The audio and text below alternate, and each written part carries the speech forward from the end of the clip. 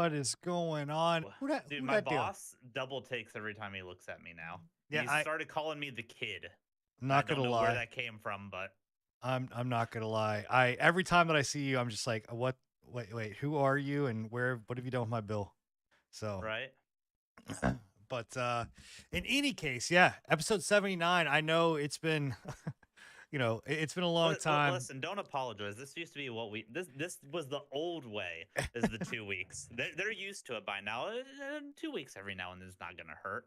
Yeah, well, I feel terrible not only because I got sick, and am also still recovering from COVID, but just in general, like, super hyped to come back, and it talked about PAX and everything I had saw, and then we talked about and had Diablo. Like there was so much stuff we were going to talk about, and then episode 79 got pushed 2 weeks. So How dare I you, feel bad. sir? Yeah, I know it's all my fault. So How goddamn dare you, sir? You not only did you get Scruffy sick, but you've made Bill into a ghost as well. that is true. I wait, what? Oh shit, he is a ghost. He's like, it's because of his shirt, dude. Oh, I okay. can get changed real quick. We can do it. I we can mean, do a- it's a that, or I'm quick gonna have to Change, fuck with. change on I'm gonna stream right now, bro. Let's get it going. the, wait. Are you about to get naked on stream? Oh, it's about to be. This is about to be a kick podcast, boys. Oh my gosh. I just thought that was his shirt. I looked up and I was like, oh, it's like a Hawaiian pattern. And I was like, oh wait, no. Oh shit. Oh, We're alright. going back to the Guns- there we wife go. beater shirts. You know it. You know how it is. But if you are here with us live, obviously, you may notice, yes, one of our our members has turned into a sick pup. That is Scruffy. He's out. He does not have COVID, but he is down for the count. So he's gonna be out this show. So it's gonna be a 3-man crew holding it down. Oh, But good. Hopefully technically you're feeling four. better, I Scruff. mean, Well- we are currently in the presence of greatness. Well, we do have our Chinese overlord Craig here. Exactly. Yes. So, and actually, should we say that? Because I don't know if we can say that with that new bill that might get passed. Not our bill. Just but joking, U.S. The government. bill, Just the joking. bill on Capitol Hill may get passed. Anyway, but no, we got a great show. Honestly, there's so Did you much stuff just to make talk about. A Kid Rock or Yeah, Kid Rock? not Or- Kid Rock. Kid No, Rock. that's the Jack Black movie. What is it? That's an entirely that's a- different joke that you're making. Kid right Rock there. is not. No. Oh my God, we are so off. School Kid of Rock, Rock, School of holy Rock. School of Kid Rock. Rock was a rapper that turned Yeah, country. I know who. In Kid school, Rock is. Oh, God.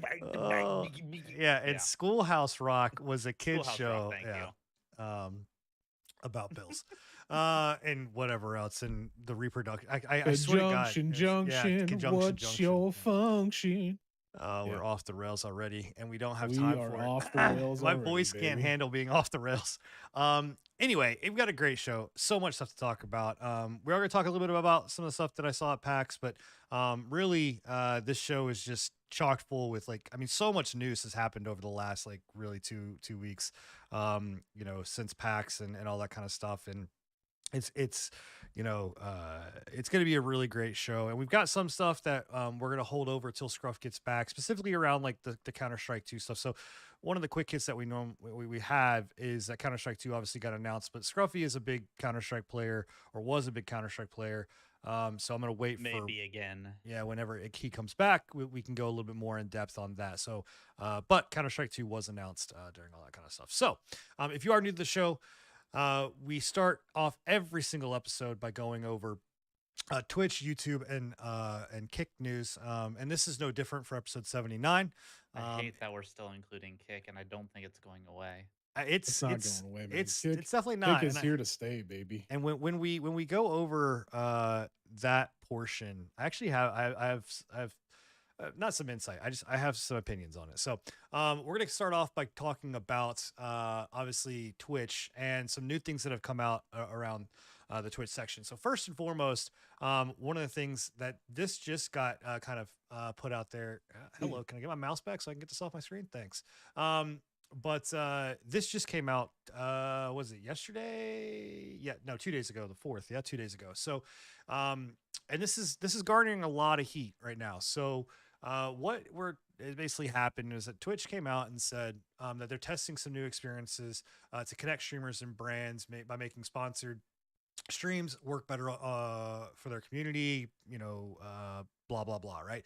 Essentially the concept here is that they're going to basically kind of weed out the need of a quote unquote agency for these bigger creators or any creator that are I don't know if it's partner or if just affiliates, but essentially that you'd be able to go in and for brands you could connect directly with these streamers through this.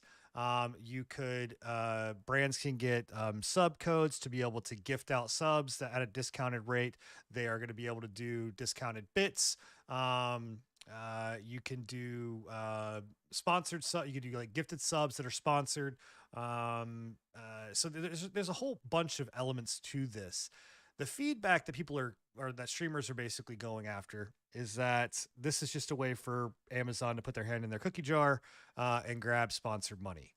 Um, I'll open it up for discussion first because obviously I have some insight from the brand side as well as from just My overall brand. consumer side. So thoughts here, guys. What do you guys think? I Enigma for mean, the floor. it's very possible. I mean, we've talked about Amazon for the last, you know, what, several podcasts now, wanting to devalue Twitch to an extent that I do truly think that that's a thing. I mean, we have other information that we're going to be talking about later today for layoffs is crazy, especially when it comes down to Twitch itself. Um, it's I mean, we've seen it. Like they're getting greedy. Like they've moved over from being completely about like wanting to touch base with creators to just fuck the creators. We want your money. We want your advertiser money. Run ads or else. That's Or been else. essentially the Twitch way of thinking recently, and it's sad. It's not a very enjoyable place to be right now when you want to go and watch somebody and you have to sit through 15 minutes worth of ads. It's just not a very good time over here on Twitch, unfortunately. Bill, any Yeah. any thoughts here? Nah, he pretty well hit it on the head. I'm still hoping for the Microsoft buyout at some point. I think that would be the best thing for the platform. But yeah, it's a weird place, man. Yeah. In Twitch and Amazon and all that. I think Amazon is realizing that it's only going to be going like they're only going to continue to lose money and lose more money as things go on, as more competition comes out. They're not willing to put the efforts in to compete with said competition. I mean, Kick was able to come out of nowhere with casino money and be able to put up a comparable site. Yeah. So I mean, to be fair, and to be fair, to touch base really quickly, like making a comparable fucking live streaming site is not that difficult of a thing when it comes down to the actual functioning of the site. That's not that hard. Like that's one thing that I don't know if I I don't would. think I don't know if I'd say it's that. not making an actual site is not that difficult. Making a design of a site that is decent for user interface and user interaction is not that hard. Yeah, Coming but Tell from so YouTube somebody because they that still haven't made got the you live stream right. exactly. Well, that's what I'm trying to point out is like moving into it, like Twitch itself in some instances, like even their site is extremely archaic when it comes down to like actual UX and UI design, coming from somebody that's built web pages for UI and UX. It's still well, a terrible fucking site. I was just saying I wouldn't put too. I would just emphasize the fact that it's not. It might be easy to create a site, but to keep one and to garner one that's actually going to make a splash or difference to any of these the big two, right? Yeah, Being no, YouTube 100%. and Twitch is something different because I mean, Mixer and Microsoft. And I'm not saying that it's easy to contend with Twitch, but I am saying that it would be easy to make a site that's better when it comes down to like usability than Twitch, for sure. 100%. I think that Kick showed their hand when they were willing to basically fork out the money to bring over some. We've talked about it in the past where it comes down to what did we call It's the the W community. our generation call it fuckboys. It's the actual. It's the W The community is the. the W communities. Yeah, they were willing to put out that money to bring over the W communities, and I think that's where they kind of that was a smart move on their part, personally. I think. Yeah, so okay, so I want to transition back to this real quick because there are some barring that Twitch isn't lying. Like let's make sure we emphasize this, put an asterisk beside it. Barring that Twitch isn't lying, which they have a penance to do, right? They are a tendency to kind of fib or bend a little bit when they talk about this stuff. Is that this is not a way for them to dip into the spot like to take money away from sponsors, right? Essentially, what's happening and what they're looking at it, right, and kind of the overall picture is that brands will be charged a certain amount of money, right, to be able to access this. Okay, so they are basically they are not taking a cut from the sponsored part. They are charging the brand. Now, if you really want Yeah. to go nitpicky with it, the brand will then, I work on the brand side. We will then in turn look at that and go, okay, we have to factor that into the cost of everything, right? So like, we want to, sponsor said streamer. We now, if we were to do $2,000 for the sponsored stream, we're now going to do 1,500 because we have to factor in $500 that has to be charged to Twitch, or Twitch is going to take out, whatever, however you're going to want it. So in a way, it still can be looked at as like Twitch taking their hand out of the, or taking money from you, right? The other aspect of it is the gifted subs and the sub discount. This is something that actually I think is a great thing for sponsors. Again, brands that want to do these types of things because it is an ability for us to go in there and say, "Hey, I want to take this and I want to do I want to do gifted subs during this sponsored ad. I want to open it up more to be more engaged than just having a sponsored stream."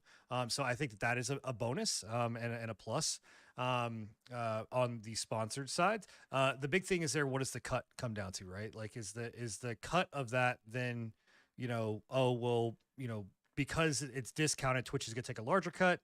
Those are the things that we don't have a lot of insight into and how these things are going to work. Supposedly they have talked to like, Asmongold and some other streamers around this, like what it, how this should work and, how the things should play out. Again, it all comes down to whether or not Twitch is going to listen, right? Or if they're lying or not. That's the biggest thing. Um, so, a lot of these things, I think this is a positive move in the right direction. I also think that this is a direction that Twitch doesn't need to necessarily take. Like, I think, the Twitch as a business is looking at going, how do we get into this kind of industry? We want to do sponsored, we want to get into the sponsored stream section. And really we want to add more ad revenue because they are working on part of this is also like a lower third section. There's a lot of things that like give brands a better way of placing stuff on stream versus just like, hey, hashtag ad. Because right now for brands, we pay for a sponsorship. We're sponsoring a 2 hour segment, an hour segment, or whatever else. Unless you, the brand, are coming up with very innovative ways to engage the creator, it's just them throwing up a hashtag ad, playing the game for a certain amount of time, or showcasing your product for a certain amount of time. They'll talk about it a few, for a few instances, and then that's it. Right? There's no engagement. Like it really is pretty boring for most things. But a lot of that falls onto the creator and how well they do. So, Yeah, uh, I was about to say that's also a lot to do with the creator and how they handle the well, actual sponsorship. I mean, So there it's just that there's not like we don't like this gives us the ability to have like lower thirds and get like we can basically give Twitch and the creator assets, logos, things like that like Twitch will integrate in and make it more engaging, right? Like things like yeah. before we would have to code and give them like an embed link or not an embed link, but a like a oh my god, what is the thing that not widgets, fuck the on-screen shit. You know what I'm talking about? Like if you go to a Destiny streamer, you can click and see their armory, or WoW, you can see their armory. You know what I'm talking about? Oh, APIs, Yeah, well, APIs and shit. it's Yeah, Integrations. integrations. integrations. Thanks. Yeah, Yeah, so we would have to build a Twitch integration. Now Twitch is basically allowing us to do that very easily, right, without having to build something for it. So yeah. that's a big bonus on there. Again, a Oh, lot of and this is again, a lot of that is to incentivize people to come over to Twitch for that kind of like we said earlier, putting their hand in the the cookie jar side is sort of that type of thing. They're incentivizing and trying to push people to use that, which is a right. good thing, I think. And I think that it's a push forward for like we've said this before many times, right? Like YouTube needs to get on their shit with their UI for the live streams. YouTube needs to get on their shit with their interaction between chats and the streamer. They need to get on their shit with APIs and interactions with the actual like descriptions and everything like that. And they're starting to do so. They're starting to do so. I'm impressed with what they've done so far, but it's still a drop in the bucket in comparison to what Twitch is right now, right? Whereas Oh, vice for sure. versa, obviously we have altering issues where YouTube is its own thing and Twitch is have their distinctive situations that are going on between the two. But I Well, don't I know. mean, the thing is that Twitch shouldn't be, in my opinion, this is the business side of Twitch, the Amazon side of Twitch, focusing in on money, whatever Yeah, else, like all that, right? Whereas they should be focusing in right now on the big issue, which is the profit split, right? Like like Kick is well, is just in general, they're creators. They should be focusing in on their but that's creators, what I'm not on talking their. about. Like Yeah, the creator split is insanely high right now, especially when you have a competitor out there yeah. like Kick that is really willing to make noise around it. The other side of Twitch news too is that Indie Fox, if you guys are unfamiliar with this person, this was a female creator that was permanently banned a while back for some, let's just call it what it is. It was like very lewd content, very, content that was extremely, Wasn't she borderline. wasn't wasn't she the one with the horse head shit? Yes. Yeah. Yeah, Yeah. And she got unbanned. She went over to not Kick, surprising. was doing Kick streams, and then Twitch unbanned her like out of nowhere. So Not another Oh one. man. We can't lose another one.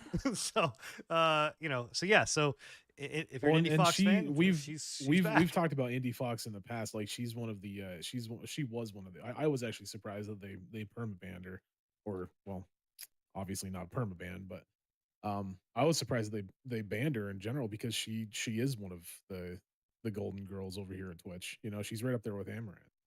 Like there for a while, she could do no wrong when it came down to like Twitch staff and everything. So She could do some wrong. She did some wrong. I There was mean, some stuff she that, got banned, but there was never any like it was just a slap on the hand from Twitch. Like, don't do that again. Okay, thanks for giving us money. yeah, well, I mean, it was the extent of like the continuation of breaking Yeah, rules. Not only, also too, like eventually. she was pretty open about like promoting her other sultry sites. Well, eventually, yeah, 100%. She was pushing the limit. I think she was pushing the limit for a reason. I don't think she was trying to make a statement or anything like that. But I think she No, was just trying to push the folder and see where she could go. But eventually, Twitch had to do something about it. There was no way around it. You know. yeah. Yeah. Well, they undid it. They said, "Come on back. We need that money." So they are, yeah. So she's Not a back. surprise. If you're an Indie Fox fan, well, you can watch her on Twitch now if she chooses to stream on Twitch. On the YouTube side of things, some pretty big news. I don't have an article, and honestly, if I did pull an article for this, most people would not know what I'm talking about, or for that matter, I want to say I don't think most people would know enough about it to care, but it actually is a very, very big deal. I'm super excited about this. I've been doing research for the last like 2 weeks since I've been laid up in bed about this. And YouTube has allowed for AV1 encoding for their videos and streams. This is a big deal. If you are unfamiliar with AV1 or what it is, right? Basically, this is the closest that we can get to uncompressed, uh, filtered streams, right? You can get the highest quality of streams at a very, very, very low bit rate, but also too, just in general, the quality of your stream is going to be quite high. So without going super nerd, right? Is whenever someone, like if you go to Twitch and you look at someone playing an FPS, right, and they're playing at 1080p 60, you're gonna get you're gonna get blocks, like you're gonna get artifacting, you're gonna get really bad like compression, you're gonna get just terrible things, right? I would say I challenge you. Well, if you could, I would say go back and watch some of Doc's earlier streams. But even on YouTube, go back and watch some of Doc's earlier YouTube streams, and you'll see exactly what I'm talking about. When he moves and there's grass and whatever, like it's just really blocky, really bad. If it's fast moving, it's terrible. A lot of that is because of the encoder that you have to use, which is either X264 or NVENC H264. And what happens is basically those encoders can only handle so much data. And so AV1 was the true way of doing it. Basically, AV1 sends uncompressed footage. YouTube before would not allow AV1 to be sent. It would only allow it to be uploaded as a video, but then even still it would compress it. Now, what YouTube is doing is basically saying, hey, send us AV1 footage. It's completely raw and uncompressed. We're going to go on the back end. We're going to compress some of it a little bit because we have to obviously make it because not everybody can watch AV1 footage. But we're going to allow for AV1 to be streamed. And the compression that we're going to do, since it's not heavy on bandwidth or servers or anything like that, it's actually pretty easy. The fall off that you get from quality is very, very low. On Will top it make of post-stream VODs look clearer too? yes, 'Cause I know it makes that's the biggest issue with YouTube streams right now is that the VODs in post get Well, they pretty go through. decently compressed. Yeah, they go through YouTube's compression. So yes. So even afterwards, so it's still going to get compressed, but it's not as compressed. It's not going to look as bad, and it's a lot easier on their systems to do this, to compress it. So there's a whole bunch of videos I can link and show you like all of this if you really want to deep dive into it. But the craziest thing right now, and the market doesn't understand it and doesn't see it, right? So if you're wanting to get into AV1 encoding, this is the time to go do it. Intel launched, because the other part of this is to do AV1 encoding and streams, you have to have a card that allows for it. So the graphics card, the Intel Arc cards came out. The top of the line card is $350, and that will allow you to do AV1 encoding. And that will give you, like, when you look at the comparison of like AV1 versus like NVENC, it's insane. And this is at like, you can do 1440p streams at 1440p 60 streams at like 600 megabits per second bit rate. So what you need is it YouTube or GPU based? I'm sorry? Is You're talking about does it send out as from GPU or is it CPU sync? It's a GPU. So the Intel Arc cards are a GPU. So they're Gotcha. a GPU. They would go into your in your dedicated streaming rig if you have one. They do have one that the 350, the top of the line, is a dual. It will allow for streaming and playing. Now again, it's not a 4090, right? Like it's not a fucking beast. Will It's not NVIDIA cards be able to do this as well? So NVIDIA is supposed to be able to launch the NVENC encoding. I'm sorry, the AV1 encoding. We don't know when. The 40 series cards are capable of it. We just don't know when they're going to allow that update to come out for that. What about the 30s? 30s will not. It's not built into their architecture. So not at all. Nope, not that we know of right now. Now they may go back and change that, but I don't know. But the thing about it is that like what made dedicated streaming rigs so expensive was needing a bitchin' processor to do this, right? And it was expensive as shit to get a processor that could really handle it. You could theoretically just have a bullshit, don't get a shitty processor, but you get an okay processor. You could build a phenomenal dedicated streaming rig for under like $1,200 with this. It's my graphics cards on the way. I'm going to test this out. But I'm excited about this. It fucking is amazing. Like amazing. Glad you're hyped about it, man. So I know it's like my nerdy segment. Most people won't care, but this is a big deal. Like you will hear AV1 encoding be a big thing over the next couple of months. I guarantee it. Gotcha. Guarantee it. It always cracks me up when he gets all nerdy about this. When like I think it's like what 90% of the population that watches YouTube videos can't fucking handle like 4K or 8K in the first place. Well, it does, but that's the thing about AV1 is that it doesn't matter. So like even for people that have like they can't even do like 3.5 megabits per second, right? Because of the AV1 encoding and the way that it takes the strain off of YouTube servers, like the way that they transcode it, you're able to see even at a 480p or 720p stream, because you don't have the internet, like it's still a clear picture. I'll show you. It's nuts that what this allows. Like I'll link you guys some stuff and you can take a look at it. But I'm telling you, chat, go look up AV1. If you are a streamer, go look up AV1 encoding. And right now you can get those graphics cards for fucking hella cheap because the market doesn't know what the hell is going on. Like the market has no clue about this, and the cards are fucking cheap right now. If you have a dedicated. Well, now they do because everybody listens to our podcast. Well, go pick it up. I picked up mine for $250 today. I was real happy about it. So I'm gonna stick around with my NVENC for a while. oh no, I'm I happy mean with yeah, my single PC rig. but it's just something to keep an eye out for. Yeah, for sure. Maybe for the you know, next upgrade. on there. So all right. I have Oh, another YouTube news oh, hit. yeah, go ahead. YouTube updated its external links policy to try to combat some of I the saw that. scamming that's been going on. This is external links in descriptions, comments, and live stream chat. So they are going in and basically making it so that you can't, um, or you can be subject to reprimand if you have links of certain types. In there's a pretty detailed list of the different types of links that they're not really wanting. Some of it's needs to happen, some of it's the good stuff, some of it's a little bit more sketch and kind of is Google being Google.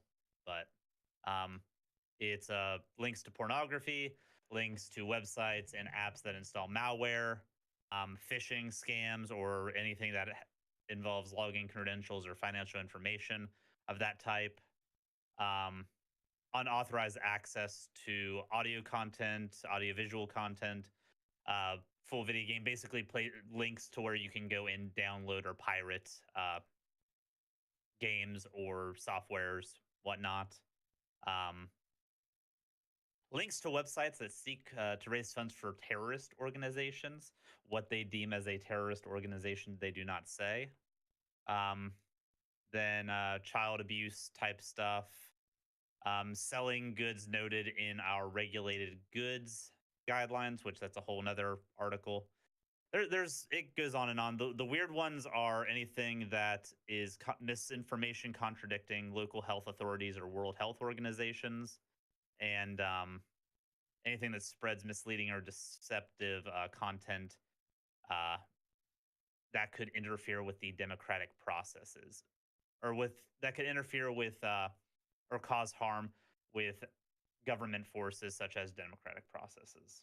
So So wait, does that mean like Alex Jones, all that kind of stuff is all fucking going to be taken down? It Because that depends on how they it dictate depends and on how they how wide YouTube throws the net. I'll post it. I thought I posted this well, it's already. not even really how wide, it's how YouTube wants to define what they feel is harmful content. That's Right. been the biggest issue with YouTube for a long time. For the last several years has been, they definitely lean towards a certain whatever political They party, lean to whatever certain you want to call it. demographics. Yeah.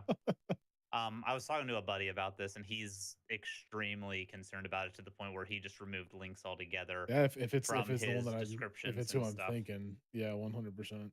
Um, I don't see it that much, but I also, I don't know. You really only have to worry about it if you're posting those kinds of information. The thing that pisses me off a little bit is like, have you ran into like any of this? Have you done anything like have you tried to sign up for it or anything like that, or did they just automatically grandfather you in? What are you talking about?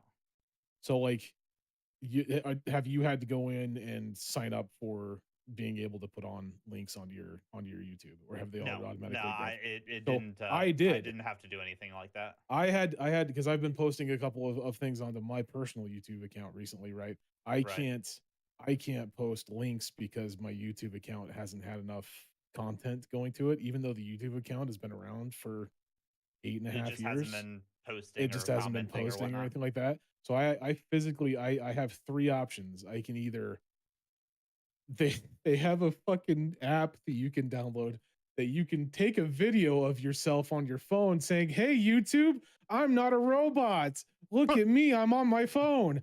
Or they give you a fucking app that you can take a picture of your government issued ID, right? Or if you don't want to do either of those because you feel they're too invasive, you can wait for 2 months, and then maybe they'll accept you. Maybe they won't, as long as you're posting things on YouTube for those 2 months. well, the Yeah, problem here, I had to give up the ID for YouTube partners, so I think that's might the be problem why I here, got Enigma, is that grandfathered in. they're gonna come back and watch this podcast and they're gonna realize you are a robot. Like, I see your Probably. little, Yeah, they're Little gonna be like, profile. oh, he got that us bastard, again. he caught us, man. He changed us. Oh god, he Uh, tricked us. Yeah, But yeah, 100%. some interesting stuff there with the YouTube link stuff. I guess it depends on what kind of content you're putting out there and Yeah. whatnot, and how YouTube wants to enforce, because YouTube and Twitch both are bad about their how Yep. they go about enforcing. So When we'll it see how this when it goes. comes down to it, for sure, it's gonna be I'm about just happy that I'm not going to have Russian sex bots how they crashing my dictate it. stream Yeah. as much. Hopefully. Well, we'll see about that. You're gonna have. I guarantee you'll have them in there. They'll just come up with other ways of posting the Post links, some links, just well, non-links, but they'll still be. non-links, but they'll Yeah. just post them in there. Yeah. speaking of sex bots, let's talk about Kick and Oh, great. and this platform. So Kick's not going anywhere, guys. No, This is going to be a segment that we are going to continue to talk about. It's going to be added into this group, but I don't think that it's going anywhere. A couple things have happened on the Kick side since we have left. Obviously, we talked about them, purchasing streamers and kind of taking a more aggressive approach to their extremely platform, aggressive, honestly. right? And so they purchased and brought over Hikaru, which is or GM Hikaru, who is a massive. Well, he's a grandmaster for chess, right? And this move specifically was very odd when you're really looking at it, because it's like, wait, why? Like you're Yeah, the I same had no the same idea, company dude. that is Like, buying Aiden Ross and buying, this it is now buying this made Hikaru. no sense to me, dude. Like, not only the fact that the Kick is buying it, but the fact that this guy is apparently like, he was apparently extremely popular on Twitch. Oh, I'm like, he's there very was Yeah, popular. 12 to 15,000, 15,000. Yeah. yeah, Dude, 12 to the chess 15,000 people watching this dude play chess. I'm like, okay, the chess He's category is charismatic as massive. hell, dude. Oh, he's I great. don't doubt it. Yeah, A Plus, lot of his shit talk is legendary because he just knows he's better than everybody that he plays against. it's honestly, I fell into the Twitch hole, or Twitch hole. Ooh, that's a bad hole to Chess fall hole. into. The chess Twitch hole, um a while back when I at my old company, because I was doing merchandising for chess.com over there, and it was, yeah, that world, like today, chess had like fucking 79,000 people watching, like the chess twitch.tv/chess, like that was their channel. Like it's crazy. Like, so it's extremely popular. This move doesn't surprise me, because here's the thing, right? Like, for the longest time looking at Kick, we all kind of had this idea, and it was, I mean, they're the ones that came out with this idea. Like they foster this when you bring someone like Aiden Ross, right? That it is this like degen kind of W community, just no holds barred. That's where you go to Twitch, right? Or where you go to stream. Like, these creators go over there to stream. And that caused a massive amount of backlash. I don't think that they realized the backlash that it caused when it was, when they brought someone like Aiden Ross over. How you didn't think that, I don't know, but yeah. so now bringing people like this over, it's like, okay, we're trying to Makes it legitimize seem a little bit the site. more legit. I don't know. I'm But you still have I'm girls of that have the dedicated ass cams. yeah, And of Yeah, course, well, yeah. Aiden Ross is I'm chat trolling him into seeing OnlyFans. I'm of the Of opposite his sister. opinion, honestly. I'm on the opposite opinion. Honestly, I think that they knew exactly what they were doing, and now that's just damage control because it got too far. It got out of their hands, essentially. Well, that's what I think they had. I think they had every idea of that bringing the W community No, no, would no. be a I terrible think idea. But I think they knew that they wanted to bring that community. I don't think that they thought that it was gonna go as far as what it did, right? Like, the site became basically nothing but pornography. Degeneracy. Right, like that's what it became. So, like, they were like, wait, what the fuck, right? So and the crazy thing about it is now, right, what you're seeing is, as the commentary for Twitch amongst non just chatting hot tub streamers has been get this stuff off my site. This is a gaming site, right? I want this stuff away. Like, give it. This is ridiculous. Kind of. I mean, that has been the narrative for years and years that Twitch is a gaming site. Now you have Kick, which I find just amazingly like ironic that the site came up, became a site for boba streamers and for hot tub streams and Boba ass tea. cams and yes, boba tea and all of this stuff. And now you're having this influx of being like, well, wait a minute, all these gamer streamers are now like, but wait, I need to go over there Get because this is get the these assholes off my like stream, man. it's so Yeah. ironic because it's now inverse, right? Like now it's like like they said, okay, cool, we're gonna create a community or a place where you can go and do this kind of stuff. And now because of the nature of what Kick is doing with their sub splits and stuff like that, it's now you're seeing an influx of a lot of creators, especially on mainly on Twitch, is dual streaming, right? They'll stream over on Kick and then they'll stream on Right. Twitch and then they go back over to Kick. The one thing I will say about Kick, right, is that there are a lot of streams where people are tweeting out their success, and because there's no the TOS and the moderation is still very very very early, you're having a terrible view botting issues, you're having numbers that are greatly inflated, you're having numbers that like when people go over there and say, oh I'm at 50 subs, 60 subs, 100, a lot of Kick, the owners of Kick, the people behind Stake, Train himself, are inflating these numbers, going in and dropping massive amounts of subs, and to Right. someone like me, you come in and you drop 500 subs, you drop 100 subs, to them, that's nothing. That's $500, right? But for me, if I saw 500 subs, I'm going to lose my shit, right? And I'm going to go and Right. fucking post about it. So a lot of these numbers are inflated, and I think a lot of people are seeing it as like the grass is always greener. Yeah. Kick It's has a really bad issue right now with the follow for follow culture. It feels like 2018, 2019 Twitch, where like stream teams and stuff were like the big popular and everybody was doing follow for follow. Oh yeah, you follow me, I'll follow you. We'll grow together. That kind of thing seems to be cultivating over on Kick, along with whatever Kick is actually doing on the back end, because a lot of people have came out saying that the numbers don't seem right. It seems like one view is actually counting for 3 to 5 views in some cases, depending on the streamer. Um, Yeah, I have no doubt. Well, and they still have their own issues where like I've gone in and looked at the categories and I'm like, very you know, much also, if you're on front page, you get counted like anybody that's on the front page. If you are in that front page ticker, you get it counts on your page view wise, right. just from Well, that somebody it's being on the front it, page, even if they're not watching you. it reminds me a lot of like when Facebook first launched and everybody was like, "Oh my god, my view counts are fucking amazing through Yeah. Facebook." And it was like, "Well, you're just showing up in everyone's feed. Like it's not real views." And again, I'm not saying, and I don't want anybody from the Kick community to be like, the Pre-Patch podcast hates Kick. That's not what we're saying, right? There's just they came out very like aggressive and very fast, right? And there's a lot of stuff that like needs to get unkinked, and whatever. And yeah, I think that the platform is good for competition against Twitch. I don't think YouTube really looks at them and gives a shit. I don't think that YouTube YouTube's cares. kind of like Nintendo these days. They just Yeah. kind of sit in the corner and do their own thing.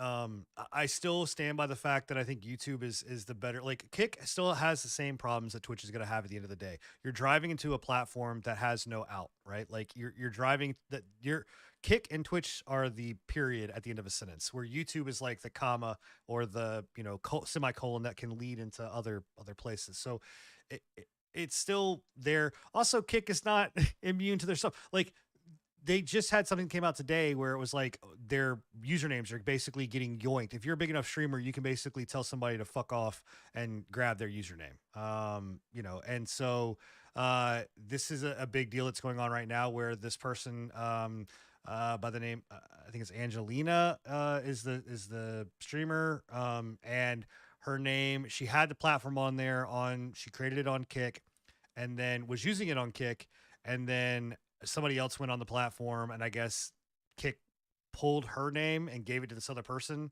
Kicked her name and gave Yeah. it to the other person.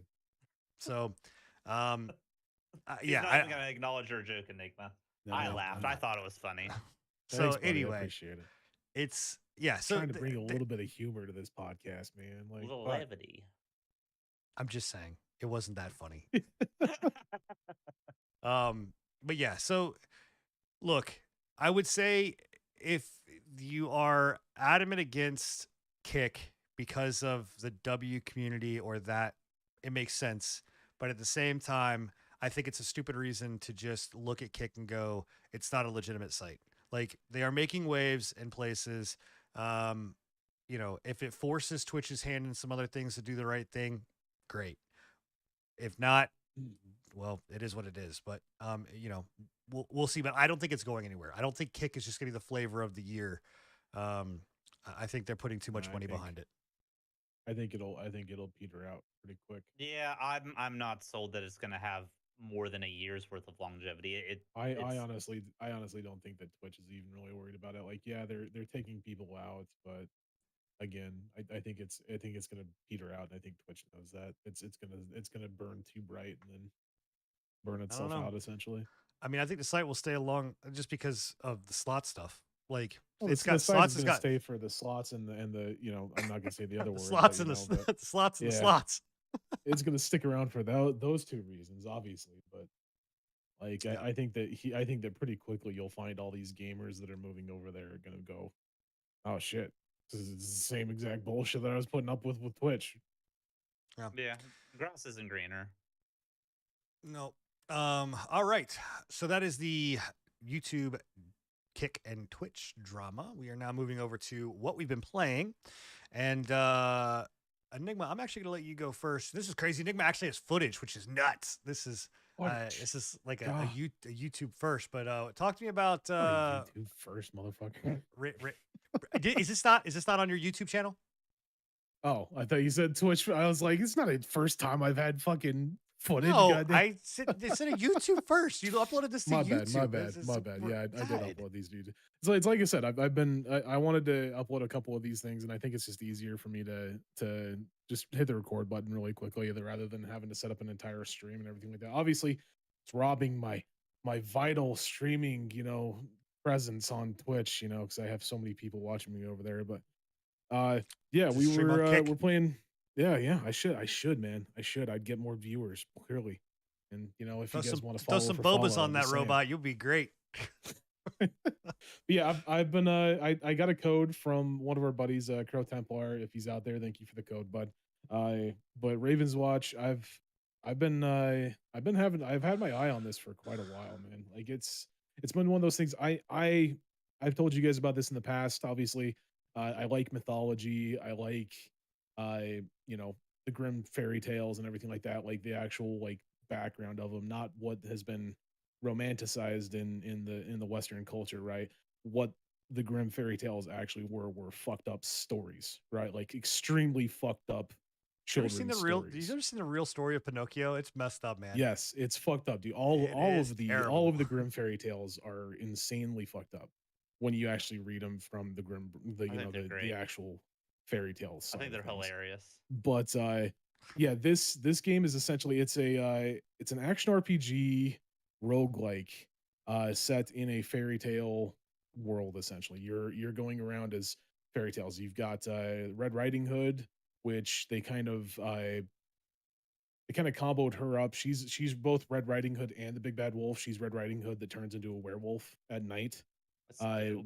which is really cool because they're two different styles of play, right? Like Red Riding Hood herself in the day is like a rogue almost. Like she gets in there, she stabs people with fucking daggers, does like really quick stuff, really huge crits, everything like that. And then at night she turns into just this beast, just and she's So just you play as Red Riding Hood? you play as Red Riding Hood and the Okay. Big Bad Wolf, exactly. Okay. Yep. Okay. So and this footage that I'm playing right now, I'm playing as the Pied Piper. If you guys don't know what the Pied Piper is the uh, fairy tale of the man that's went through the cities and played played music. Even more and fucked up story. Yeah, rats came to him, and essentially there was some fucked up shit. I'm not gonna go and look up the grim fairy tale for Pied Piper. It's extremely crazy. But this guy, he's a bard, and he has summons, the little rats that you can see down there at the bottom. He has an ability where you can sick the rats on people and they'll go up and do damage. There's uh different abilities that you can tie to your rats and everything like that. There's certain ones. I think I was playing on this one. I had exploding rats. So whenever I sicked them on somebody and told them to attack, after they put in a couple of attacks, they would explode essentially and do a shit ton of damage. But Poor rats. it's it's really like They knew surprisingly what they got this into. yeah, this is a really competent action RPG and a really competent roguelike. Like I would almost say that this is on par with Hades. You know, It kind of a has like a lot of visual people, styles of like Val yeah, or not uh, Valheim, but that other Viking game, Tribes of Midgard. Tribes of Tribes of Midgar. Midgard, Yeah, yeah, kind of, yeah. But it definitely does have Hades like gameplay almost. It is made by the same people that made Curse Curse of of the Dead Dead Gods. Gods, Yeah. I believe is what they yeah, what's called, which Curse of the again Gods. is a great game. I played it and I refunded it because I didn't have a whole lot of fun with it, but like the graphics and the gameplay and everything like that, I had no issue with that. It's just it didn't click with me. This is This one co-op, right? definitely clicked with me. This is co-op. This is four player co-op. And this is this So if early you access or this is early access. They just came out into early access today. I think they're $17 right now. But it's on sale right now for like 10-15% off. Normally I think it's supposed to be like 19, but it's 17. So, but they have a bunch of characters. They've got Pied Piper, they've got Snow White, they have Beowulf, which is kind of interesting. He's like a bruiser with a a dragon like pet that when you click on the ability, it does like this big strafing run of fire. Huge damage. Crow Templar was playing him, and he out DPS us. Like he doubled my damage without even fucking trying. what is the so what's the core gameplay loop as far as like what do you like So what are the you core gameplay striving loop on for? this, you're striving essentially. You have, I believe it's 5 or 7 days. I can't remember what it is. So it has a day and night cycle that you go through, right? And I think you have 5 or 7 of those. I'm not entirely sure. I can't remember exactly, but you essentially have to level up to a certain point to take on a big boss at the end of the week or whatever it is, right? So you have like 10 minutes of day, 10 minutes of night. The one thing I can complain about on this game is I feel like the games go extremely long. I think they could long probably runs. shorten it a little bit. Yeah, it seems like one run was like 40 minutes, like 45 minutes, somewhere around there. Um, but yeah, essentially the game loop is you level up, you go through, there's this open world map. There's certain activities, there's quests on the map that you can do that are different in every time you play them, mostly for the most part. I think we ran into a couple of repeats. But I think that was mainly because it was still in like beta or whatever you want to call it, right? But you had like quests. There was one that you had to help the little piggy build his house made of straw, and then you had to protect the little piggy's house that you made of straw from being attacked by waves and waves and waves of enemies, which was hard, extremely difficult. There's a couple of other ones that you could do. It's got a lot of like open world events that you can go and do to help your character level up, and you essentially you want to be at the max level right now. And I'm not sure if they push the max level up or not, but we were maxed out at 5, and that's when you can get your ultimate ability. But And like you want to what have do you that ultimate ability for the I, boss. what's like again but what's the like so I'm playing through this. Am I getting loot that like I'm then taking like after a round is over, the game is over, right? Like what is my am I unlocking other characters? Am I So yeah, unlocking you're unlocking other characters and you're unlocking abilities for your character as well. okay. So like when you go through it, I think at the end of this Pied Piper one, I unlocked an ability for my power attack, which is my right click, that gave me like 30% extra damage to bosses and everything like that. So you're unlocking like abilities as well as like base stat increases and everything like that. But you're also unlocking abilities that have like they change your abilities around.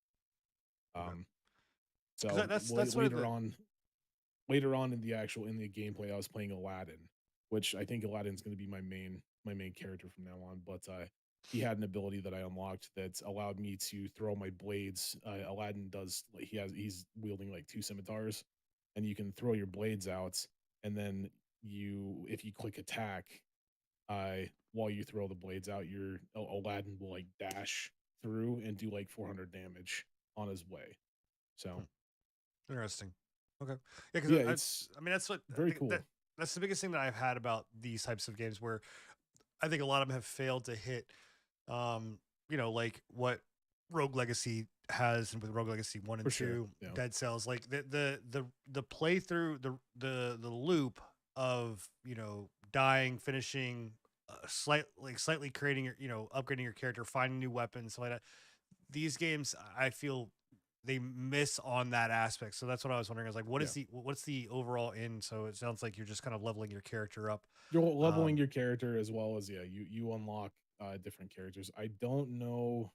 I'm pretty sure that the I believe it's 6 or 7 actually characters that you can unlock. You've got the main ones that you have right off the bat, and then you can unlock Aladdin and this character that Crow Templar is playing right now, which is like I don't think she's supposed to be Ariel, but it's like she's a like a mermaid mermaid, of right? some sort. Yeah. Yeah. Huh. So those are the 2 characters that you could unlock in the beta. Um, and they're extremely powerful. Like the 2 characters, I will say that they kind of need to balance some of the characters in my opinion, because I think that there's a very select few of them that are extremely overpowered. Beowulf needs a little bit of a debuff or a nerf. Aladdin is kind of a little bit OP because at the start, Aladdin has the 3 wishes, and you can basically for an entire team you can wish for 3 things, random upgrades for the run. So you just get 3 random upgrades right off the bat and a bunch of money to unlock and upgrade stuff. So he kind of needs a nerf, and then definitely the mermaid chick needs a little bit of a nerf. But other than that, I think they've done a really great Dude, job with the hearing about this, it's just making me want a Grim Fairy Tales MOBA. Like I want a it'd be Grim dope, Fairy man. Tales like League of Legends. Like It I would think be that'd pretty be cool. so cool. And Uh, that's one thing that I will say, like, if they can continue to pump out like new characters, like they have a lot of characters that they could do. I was going through it, I was like, they could do Snow White, they could do Rapunzel, they could do a bunch of other like, and each of those could be like very unique. Like uh, I'm really hoping that I see like a hunter from Red White, or not Red White, Red Riding Hood, maybe Robin Hood. Robin Hood, something like that. Yeah, exactly. Nice thing So, is that Disney can't touch it because it's Grim. It's not Disney. yep. So Well, was Aladdin Grim? Aladdin, there was a Aladdin esque character. Now I don't know. I mean, again, they don't own the copyrights to Aladdin, so I mean Aladdin the name. So I mean but there's a Grim fairy tale character that was of I can't. Yeah, I can't Middle remember if there Eastern was one descent. for I don't know if Aladdin, Aladdin was the name of him, but because um, there's one thing like they straight up it's the same name. It's not the same look, but yeah, I was really surprised that they had Aladdin, because I was like, I didn't know that. I didn't think that again, Disney would allow that, but again, they can't Disney can't come in and be like, you can't have a character named Aladdin. I was like, well, because yeah, again, they that can 100% they can if they have a well, copyright. they don't own the copyright um like the name. They own the The thing that gets him is that it's different from the Aladdin Disney's Aladdin. It's a completely different concept. So right. I think that's how they're getting away with it. They're Now, like, if the hey, Aladdin it's has like Apu and he has a monkey that's yeah, and a magic carpet, we're starting to get yeah. into some copyright shit. So that's But interesting. no, I'll take a it's a good time. I think you'd enjoy it. I really do think you would enjoy it. I don't know how much content there is. I did like we did the same map over and over again, and there was enough like intricacies and differences in like spawn rates of enemies and everything like that, that it didn't feel like it was the same map every time. But I'm sure that like after a while, the map itself would get a little bit samey, or yeah. redundant or whatever you want to call it. But I I I do believe that this is the only map that they released with in early access, and Yeah, I'll keep my eye they on have it. sights of bringing out more maps, more characters, everything like that. So Yeah, I'll keep Yeah. my eye on it because I mean, I now have, especially coming back from PAX, like And I'll talk about this after Bill talks about Resident Evil. But there's been quite a games that I've got now on my radar that I want to show off and kind of stream. So Sure. this is Yep. Raven's Watch, and it is on Steam right now. You can they came out of went into early access today. So 4-player co-op. If you want to go pick it up, there you go. All right.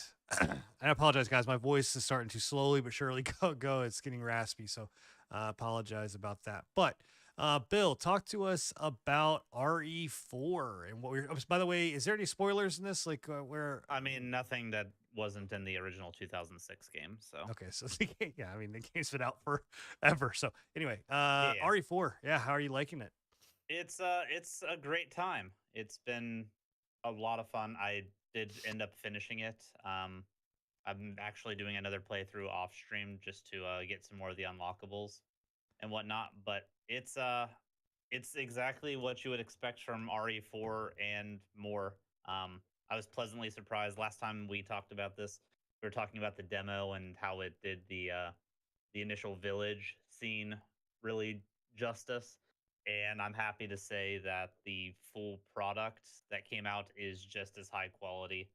Nice. Nice. It's easily a game of the year contender for me. And this is coming from a place where we had a conversation a few podcasts I ago was where saying, wait a minute. nah, it's weird, man. It's my tune has changed. That conversation actually kind of enlightened me on a little bit more into the remake space, and as much as it feels weird to say, I do feel like this does deserve a look at least into game of the year. I know Resident Evil 2 remake whenever it came out was in the game of the year running, but nobody really took it seriously. I don't think this one. I think people will take a bit more seriously. It's it's just good, man. It's they made good changes. The parry systems help with the kind of increased aggression and the increased numbers that this game was able to do. It's definitely a bit more actiony than I think the original one was, but I think they can get away with that, and I think that's a little bit more mass appealing than what just straight horror is. Right. Um, but yeah, if you like Resident Evil 4, this is I'm not gonna say it's the definitive way to play because the both games can play completely different. There's different story beats that happen, even if it is over the same story. There's some stuff in this game that they removed that is in the original, and there's stuff in this that they added that the original does not have. So they definitely function independently of each other. So You I know what would have think been. that's a good thing. The biggest thing about remakes is I feel like with Dead Space remake, that one I now feel is the definitive way to play that game, and that's Oh, kind of for sure. unfortunate for the original version of the game. Whereas I kind of like my remakes to be changing the formula up enough where the original can stand on its own as a alternative product, as opposed to just this being a straight upgrade.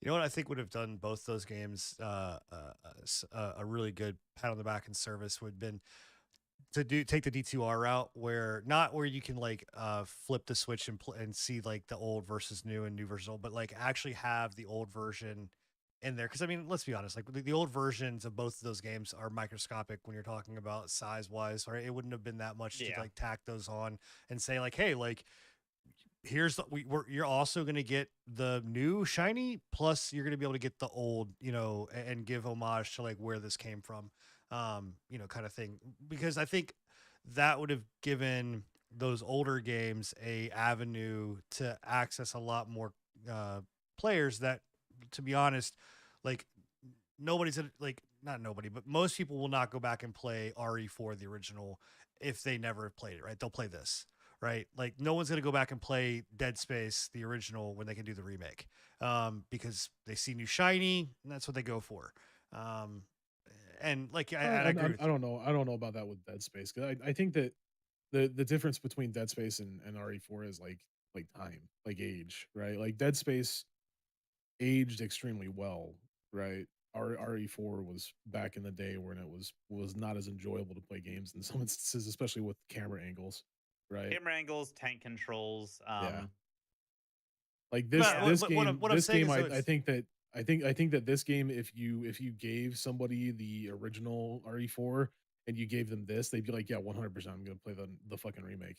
If you gave Right. them if the I, if you gave them Dead Space and you were like, hey, look at this and look at compared to this, people would I would imagine would be like there would be a good percentage of people that would be like, no, I'll play the original, you know? right. What I'm saying Yeah. is it's a disservice though to you're almost like erasing those older games from the history books, and this is what like my kids will see RE4 and they're gonna go, oh Yeah, yeah, the RE4 remake, like, or not, they're not gonna see remake, they're just gonna go RE4 this one, right? Versus there was some stuff that like the original RE4, like the reason this got remade was because of what the original did and how well it was received, you know what I mean? Like for sure. that's what Right. I'm saying is you're kind of, it would have taken nothing for them to package these two together, I think I, and I, thi- I giving you think it, both. would have been a kind of a cool thing if they would have done I can't remember what game did it. Um Shit, now I'm gonna be wondering what that one was. But if they would have packaged the game up as like either like a an in-game option where you could go to like you just found like a random like arcade or something like that and you could play Right. the original one, or if they just had it like an option on the actual uh introductory menu where it's like, hey, like you were saying, like combo it up. Hey, do you want to play the original? You can just load it from the game straight up, They right? were doing that like back in the PS2 era because I think Yeah. the original Prince of Persia, like the arcade version of Prince of Yep. Persia, was an Easter egg in Prince of Persia: Sands of They've Time. they've done they've done it in a couple of recent games as well. I can't remember the games. I can't for the life of me remember what the games were, but yeah, it's gonna bug me. I it's like it's right on the tip of my tongue too, and I can't remember the fucking name. Yeah.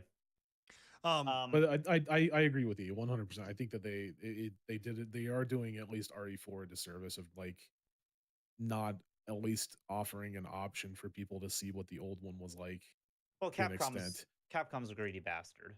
So But on that, that on that's the other hand, looking at it from a person that's never played Resident Evil games, I yeah. would definitely play this over the original one just because I've seen the original one. I'm like, nah, fuck that.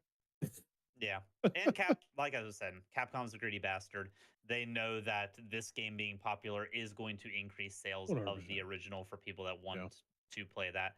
Hell, Capcom had pay to win mechanics in this game itself. They had Wow.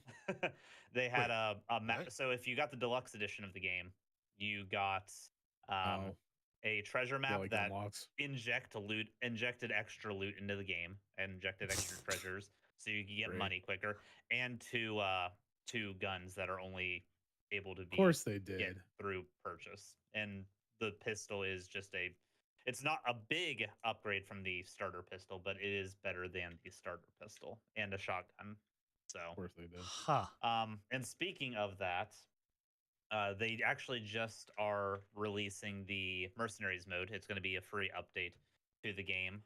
If you're not familiar with what Mercenaries mode is, it's kind of a shooting gallery type mode where they put you into a map and you gain points by killing and chain killing the enemies that they throw at you. That gets progressively harder and I don't it's want to all fuck with set that on mode. a timer where you can increase it by hitting these little gems. You can increase it It's by like a killing horde certain mode. enemies, um, and it's basically Kinda. get the highest score. Yeah. Yeah. This was in the original too, right? Like It I'm was not in the crazy. original I was too. gonna say I remember spending a lot of time playing that, and I thought I was dreaming it, but Nah, okay. Resident Evil 4 and Resident Evil 5 both had mercenaries modes. And then they also had a mercenaries mode with Resident Evil Village. But Yeah. so that just came out. Unfortunately, it is not the complete package that we had mercenaries wise. Um, they cut a few of the maps. I think the original had 5 maps. This one only has 3. And the original also had a few characters that are not currently available that will no doubt be added as DLC whenever the Operation Ada Separate Ways DLC comes out. I was about to say, is this the one that had Ada? Is it Ada or Ada, Ada Wong? Ada. Ada Ada, Wong? yeah, Yeah. Ada Wong, Yeah. yeah. Um, that's inevitably going to come out. They're going to most likely charge for it, Indubitably, even sir. though Separate Ways was an unlockable in the original game. Um, and You gotta Ada make their being money one of the somehow, right? characters. Yeah, Ada being one of the characters that's not available in Mercenaries currently. The other one being Wesker. Like So, they got to make their money somehow. Even though isn't this a $70 game? no, it's a 59.99. So, Oh, is it 59? Wow. Okay, I did not see that coming from Capcom. I figured they would nah, have done the fucking let me double check it, full but balls to the wall, 70 they did bucks. not go full price Like with this one. even then, like 59.99 for a remake. Though Deluxe edition is $70. The gotcha. regular version is 59.99. I will say I think that it's worth the money because I would even say that it's not like it's a disservice to call it a remake. I think it's more of a like a completely new game in some Yeah, instances, you know. it's definitely the best one that they've done out of the remake series so far. Yeah. 2 was extremely well done, but it stuck a little bit closer to the story beats. They added some extra stuff. They This did one two was like what, 2 years ago? 2's 2 or 3 years ago? it's been out for a while. Has it? Okay. Yeah, I think it's been 4 plus for sure because I know I gotcha. 3 remake wasn't too long ago, I and don't they think kind of we've dropped talked the about ball on the 3 remake. I don't think we Um, talked about 2 on the podcast, if I'm not mistaken. nah, I just couldn't remember if we had or not. nah. You know what? The But one thing I'm excited about is that this rumored, or this brought up rumors that Code Veronica is going to get a remake. There's yeah, like, yeah, I just really don't want them to fuck with the camera angles. Like that game was one of those ones where it needed it, and I'm I've been just they're gonna make it like this. It's I've not been I've gonna. been hearing I've been hearing rumors about fucking Legacy of Kain remakes too, man. And Yeah, I'm really hoping that that happens, but I is don't think it Capcom just gonna will. be the remake company? Because I That would mean, be dope, dude. if they do remakes of this If quality, yeah, if they I'm do on it this board with it. caliber, 100%, dude. not for So Resident But what Evil Code Veronica. how did Just don't fuck with my. how did it play on PC? Was I it a didn't play on decent port? PC. I played it on Oh, okay. PlayStation. Well, As far thanks as I Sony. know, though, the PlayStation or the PC ports. Thanks, Sony. The PC ports were fine. There Okay. was That very would be my minimal own that would be my issues. only We worry didn't is have a like in Last of any Us situation, yeah, and even oh, let's not even talk about that. Let's good lord. but no, the PC port was fine. Okay. The only port that I know that had any issues was the PS4 port, and that's because it's PS4, old. obviously. It's Yeah. old gen content. Basically, it was just a bunch of ugly like wall textures and stuff that looked like really like noticeably bad. But I feel like the game that's just itself There you ran go. So PS4. if fine. you Like want to play the original OG version, there you go. Chris, you want to play the Just play PlayStation. There PS4. was actually people doing side by side comparisons of original wall textures and the PS4 wall textures, and in some cases, the PS4 wall textures were worse. Oh my Wow. god. But that's the price you pay, I guess, for devs pushing into newer hardware spaces. Well, I mean, it's not even. True. I mean, it's not even. I mean, it's not even next gen at this point. It's current gen. Like it's not, the systems have been out for fucking enough time. Yeah, Like, yeah, for so sure. But I highly recommend it. It was a really good time. I am looking forward to jumping into the Dope, dope. mercenaries mode. It's got Leon, uh, Punk, Krauser, and Luis, which now, Luis was not a playable character in the original mercenaries. I don't think so. That's kind of nice. now, are you sure you played this? Because this is a bearded, glass wearing gentleman that. Yeah. That was the old me. I've been reborn for a third time And now. So congrats on the birthday and the what's yeah, called the charity stream, by the way. Absolutely. yeah. Thank you guys. Thank you. It was a good time. Awesome. Cool. So I'm gonna talk about one game. Next week there's a good chance because I've not been able to stream, so I don't have footage, but I have been playing quite a bit of stuff since PAX leading up to here. But I will talk about that on a speed round next week because there's going to be quite a few games that I've got to talk about. But this one I actually just started playing today. It's in not alpha, it's like an alpha stage that you can go in and request access on Steam for. This game is called Spellcraft, and I'm not gonna spend a whole lot of time because I've only had about 3 hours with it playing. But essentially this game is auto chess, but you command the units, not where they go necessarily, but their abilities. So you basically you pick 3 characters, you build a deck, or not a deck, but a team based on 3 characters. They have 2 different abilities. You can choose.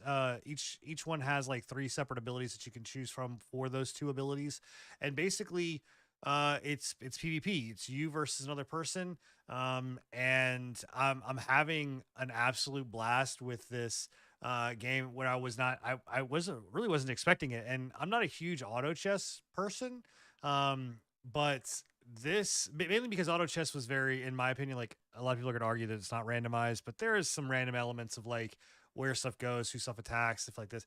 This takes a lot of that element out of it because you control what's attacking, and it can be very chaotic at times, but like once you learn kind of the pattern of it, it becomes very fun and just engaging, and there's some strategy involved. So this is again Spellcraft. It just came out today for public alpha. It's running from now until the 17th, and I'm having a blast with it. I literally, like I said, I was gonna go rest for like 3 hours for the show and got sucked into playing this thing. And it's just Reminds me a little bit of Teamfight Tactics almost, just with uh better graphics. yeah, like it's I don't know, it's a, like I said, there's just so many elements that you can kind of like get into, and it is fast paced. Sometimes, like I said, it feels For very sure. chaotic. But like you know, you do have these items that you equip at the end of the game where you know, based on you know, whoever loses picks first, and like you're building off that. So like there's some build elements, there's some RNG elements to it, but overall, man, the game is quite a lot of fun. Like I'm just having a really a blast with it. So I really recommend it. It's free right now to try it. If you're into auto chess at all, try it out. If you're into strategy games, try it out. If you're into PvP style games like this, like definitely give it a shot. It's they have ranked, they have custom modes, and they have unranked. Um, but yeah, Spellcraft, go give it a shot. Um, so yeah, that's the one thing. Aside from, I will say, I have started. I was laying up in bed and I really wanted to play Diablo, so I picked up Diablo Immortal. I have not spent any money in that But game, but I started playing but Diablo Immortal. I mean, there's worse As, phone games to play, I suppose. no, as well. So there is worse phone games that he should be playing. That's terrible. Like this light. Yeah. I mean, if you, okay, I'm not gonna defend the predatory nature that is Diablo Immortal, but I will say that the game is fun. I mean, if you're, you know, playing it like, and you're sitting in bed or whatever else, and you're wanting Diablo style game, Casual like, Diablo yeah, 3. like yeah. I mean, to me, it reminds me very much of Diablo 4 just because of the open world aspect. Like, you know, so I like that. So it feels like I'm playing with other people. But anyway, I digress. There's a bunch of other stuff I've been playing too, and I'm super excited to get into that. And next week, you're actually gonna have me. I don't think I'm gonna eat crow when I talk about this the game, but it's a game that I said I was not gonna get, and I didn't really understand who the market was for necessarily, and I picked up and am playing and having a blast with it. So stay tuned for next So week. yep, I'm gonna tease you for what that game is, for sure. So, all right. So moving on to, oh wait, yeah, moving on to the news section. We're gonna talk about Final Fantasy 16, because a huge amount of stuff came out at PAX, and there was a huge gameplay demo. This is all you guys. You guys are super stoked. I didn't get a chance to actually see Final Fantasy 16. I was busy on the floor, working, but this is like 26 minutes of gameplay footage, I think, is what got shown. Yeah, this is the PAX East presentation with Yoshi P. I don't know if you watched that or not, Bill. I did. Yeah. Yeah. It's So it's pretty dang cool. It has me very much excited for the next installment of Final Fantasy. This looks more akin to what I like in an RPG. And it definitely seems like they've improved significantly from both Final Fantasy 15 and Final Fantasy 7 Remake. Both of those kind of took different approaches to the live action style of Final Fantasy. This one seems to be really leaning into a direction, for whether it's a sure. direction that people are going to want or if it's going to alienate the player base more, who knows. But I don't think it I, I will. I personally like it, and I like how they're going about a lot of things, which I'm sure you'll bring up here. 'Cause I I mean, it's both of us. So, but yeah, I think the biggest thing with like alienating the population, the player population, is just going to be like the people that want the original, Yeah, Final Fantasy go turn fuck them. based. based, If I want to play like God of like War, I'm gonna play Sin, You God of have yeah, War. Octopath. like Sin, exactly. But I think it's gonna have. I think it's gonna have something for everybody. Like honestly, like if you like playing games like God of War, if you like playing games like action RPGs, we can't say JRPG anymore because apparently Yoshi P thinks that that's a four-letter word. We can't say that anymore. I don't really understand that personally, but okay, whatever. You Yoshi can P, blame you're a G4. god. That was the But direct like comparison was that he that it? brought up I was gotcha. G4 Okay. and like that style of gaming Well, commentary back in the day. Just well, use we all know JRPG where as a G4 meme. went. G4 went down the fucking toilet. That's where G4 went. So yeah.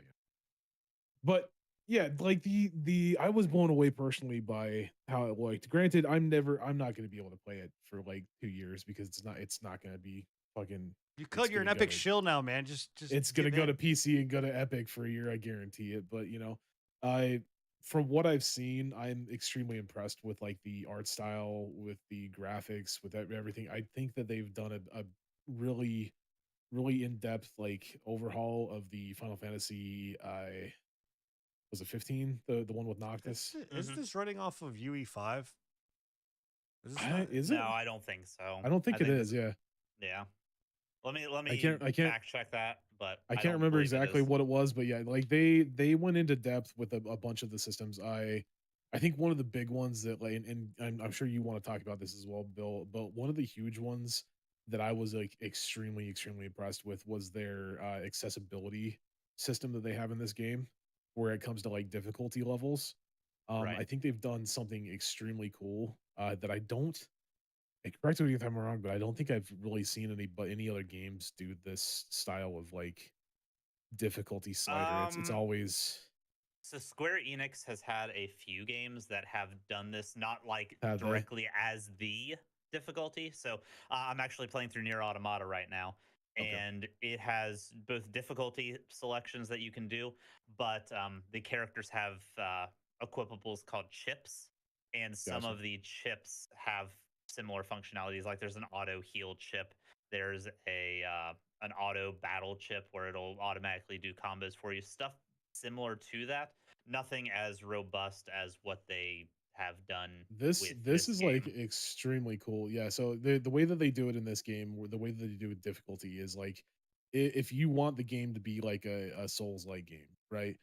You can play it completely like that. Just don't equip any of this stuff. Is essentially what they've been saying. They're just like this is equipment. We offer it to you. If you want to use it, you can use it. If you don't want to use it, it just makes the difficulty of the game that much harder, right? And so essentially what they do is they have like pieces of equipment like a ring that'll auto heal you, like Bill just said, or they have something else that'll auto attack for you, or that will auto parry. Or Right. it'll slow down time almost like it's That was my favorite. like a cutscene, or not a cutscene, but what's the word for it? A quick time. Yeah, a quick time event. That It one I was basically is actually what it really is. impressed That with. one was my favorite. Yeah. And I think one thing that a lot of going back to like the turn-based style of gamers that prefer the original, I think one thing that was alienating them from the modern Final Fantasies was mechanically they are a lot more difficult to play. Like Final Fantasy 16, Final Fantasy 7 remake, Final Fantasy 15. Can I just interrupt you really quickly? All hail Yoshi P. All hail Yoshi P. He has showed himself on screen. Sorry, go ahead. But I feel like there was an accessibility issue there because the turn-based, there's nothing mechanical to it. It's all No. strategy, mental, that kind of thing. Um, these kinds of mechanics, I feel like, does bridge that gap a little bit, so that if you're not confident in your reaction times or your ability to dodge successfully, having that ring Or if you just where, don't want to.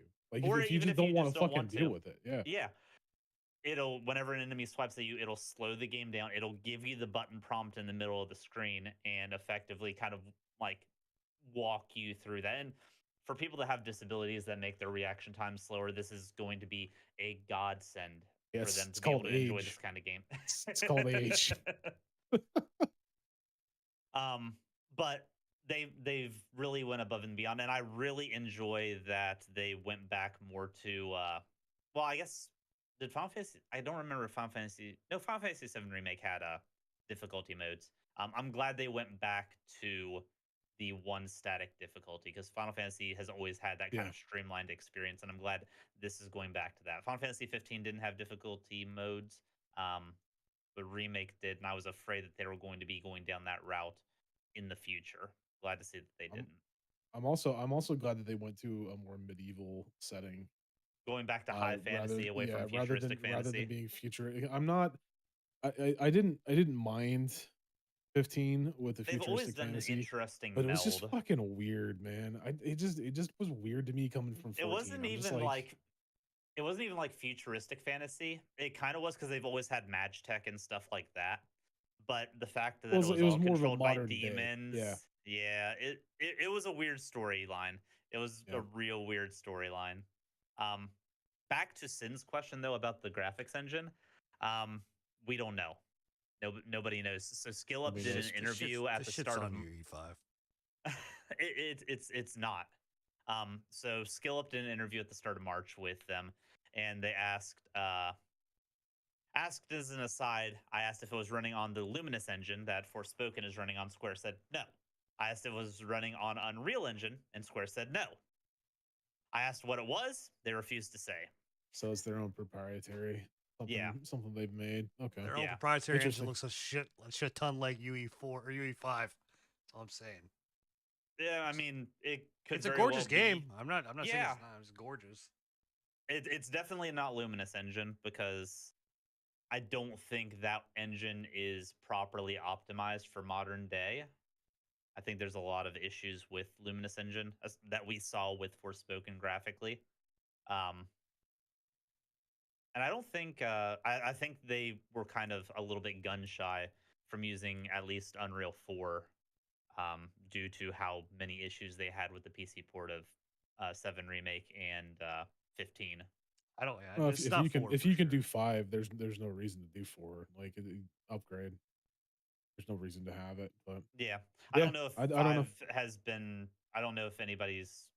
Oh, there's no. Has there been a game released in 5 yet? Yeah, UE5 has been used. And has it had any of the same issues that UE4 had with like the shaders or stuttering or anything like that? If it's a port, yes. But if it's just a direct, there's been games that have been direct to PC and not had that issue. Okay. So, But yeah, it looks like not it's going to be really good. I'm interested. So it's not going to be also. A lot of people thought that this was going to be a strictly like single character based game, um, and you wouldn't have a party whatsoever. That is not the case. You actually can choose who you have out as your side characters and whatnot. One of them being your pet wolf,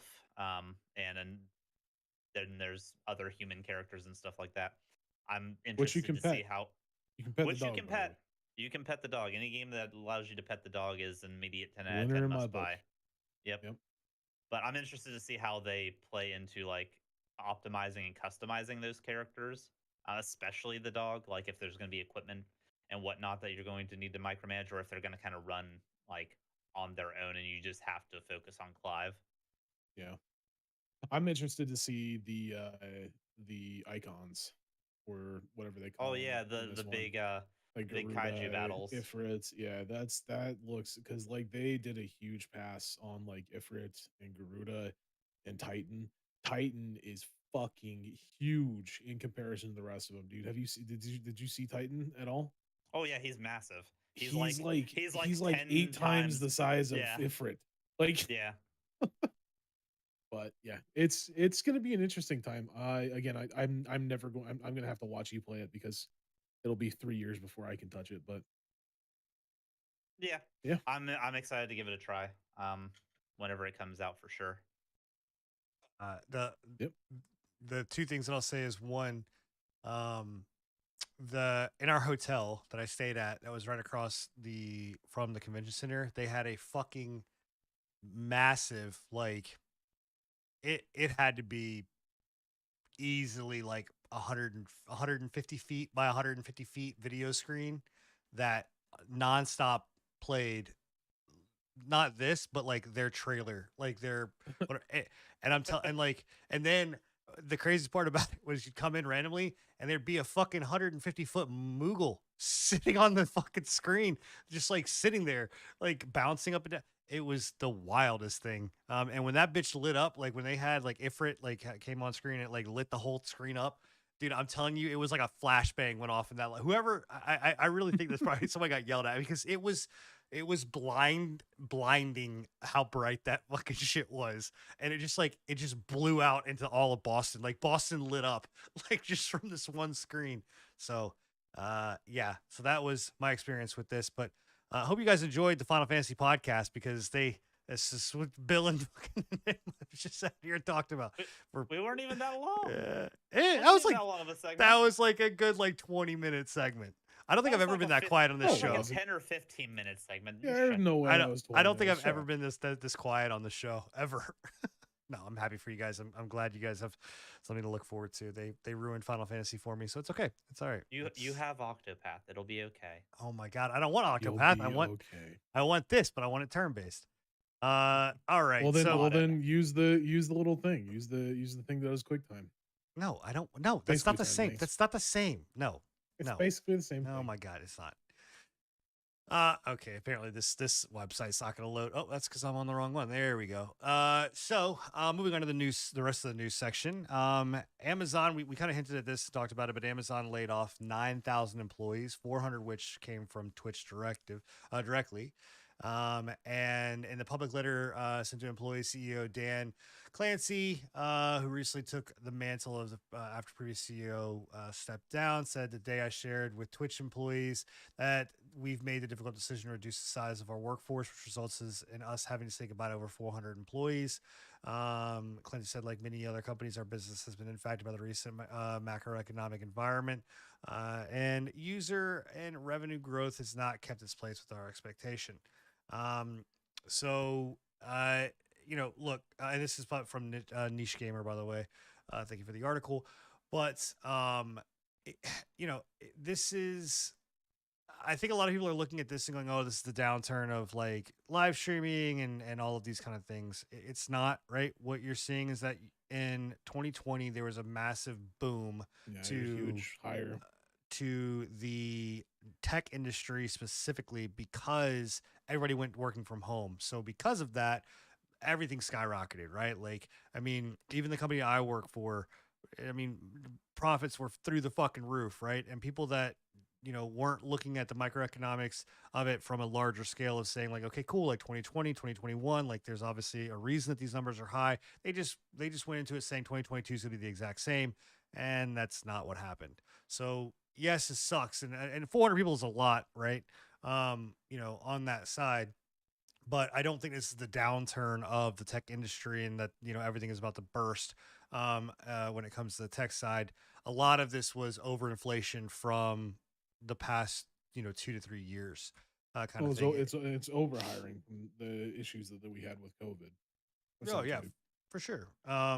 So and again, it's still sad when everybody loses their job. Like this is not a thing, but I think this also does have to garner some type of look when you're saying 400 out of these 9,000 jobs came from Twitch, right? Is this another kind of feather in the hat of us saying, hey, this is a devaluation, right? Like this is continuing to devalue Twitch in a way. We don't know where, at least we on the pre-patch podcast don't know exactly where all these jobs have come from inside of Twitch, but either way, that's a lot. It's more than five, you know what I mean, people. So it's Yeah. something I to don't just think kind of keep in mind. I don't think it has anything to do with like the devaluation of Twitch. Again, what you got to remember is that again, there was a huge hire like a huge wave of hires when it came to COVID.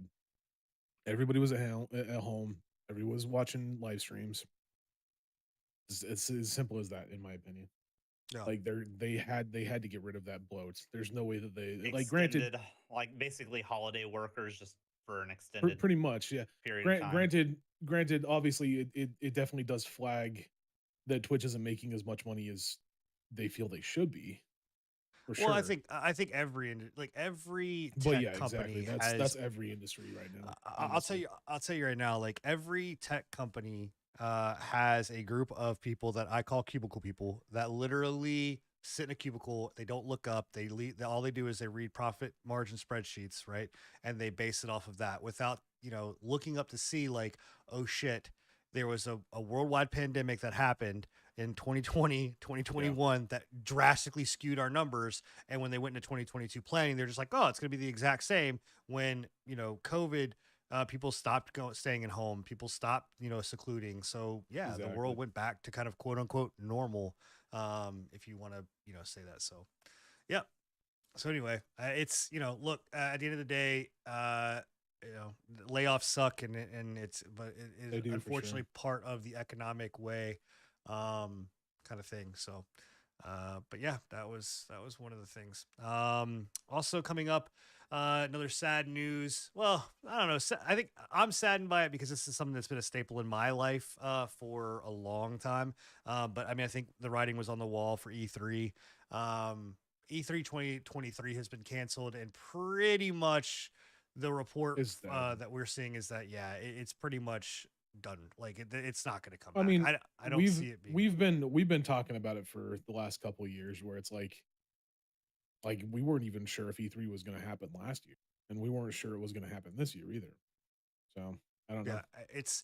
I mean, throughout the years that it's got, like, I'm happy that I got to go. It's still one of these sad things where I think, there is a place for something like this, right? Where E3 is, a showcase where you got to be excited and you got to kind of go in and you got to see all the new stuff that's happening. And, it was, I mean, I remember sitting on my couch watching G4, right?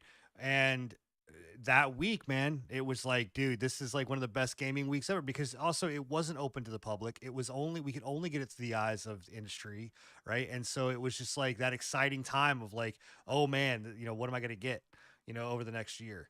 Now because everyone's doing kind of directs and things like that, and we get this kind of spoon fed to us throughout, like the PlayStation, what do they call them? Showcase. What are their showcases called? They Hmm? just had one. The State of state of play play. and Yeah, everything. state of State of play. plays. Yeah. You have Nintendo's Treehouse, and you have Microsoft doing whatever Microsoft does. Treehouse. Yeah, isn't that what they're called? Treehouses, Nintendo Treehouses. I don't think Isn't that? so. I'm pretty sure that's the name of It's it. just Nintendo Direct.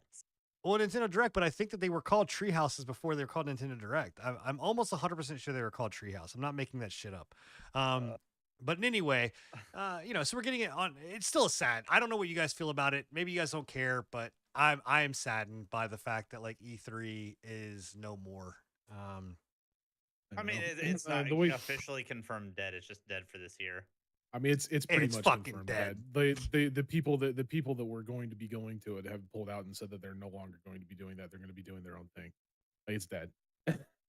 I mean, it's even like the small developers are like, we're not going. Like, and Yeah, it costs a shit ton of money to go to these things. it Like it's does. not cheap, right? So, uh, but I I don't know think that I saw the writing on the wall when it turned from being like an actual event to like celebrate gaming and to celebrate all these new things that were coming out to being more of like a an ad, right? Like the last time that I remember watching it, it was like there was more ads, I feel, for gaming consoles and or XYZ than there were actual like releases and information drops.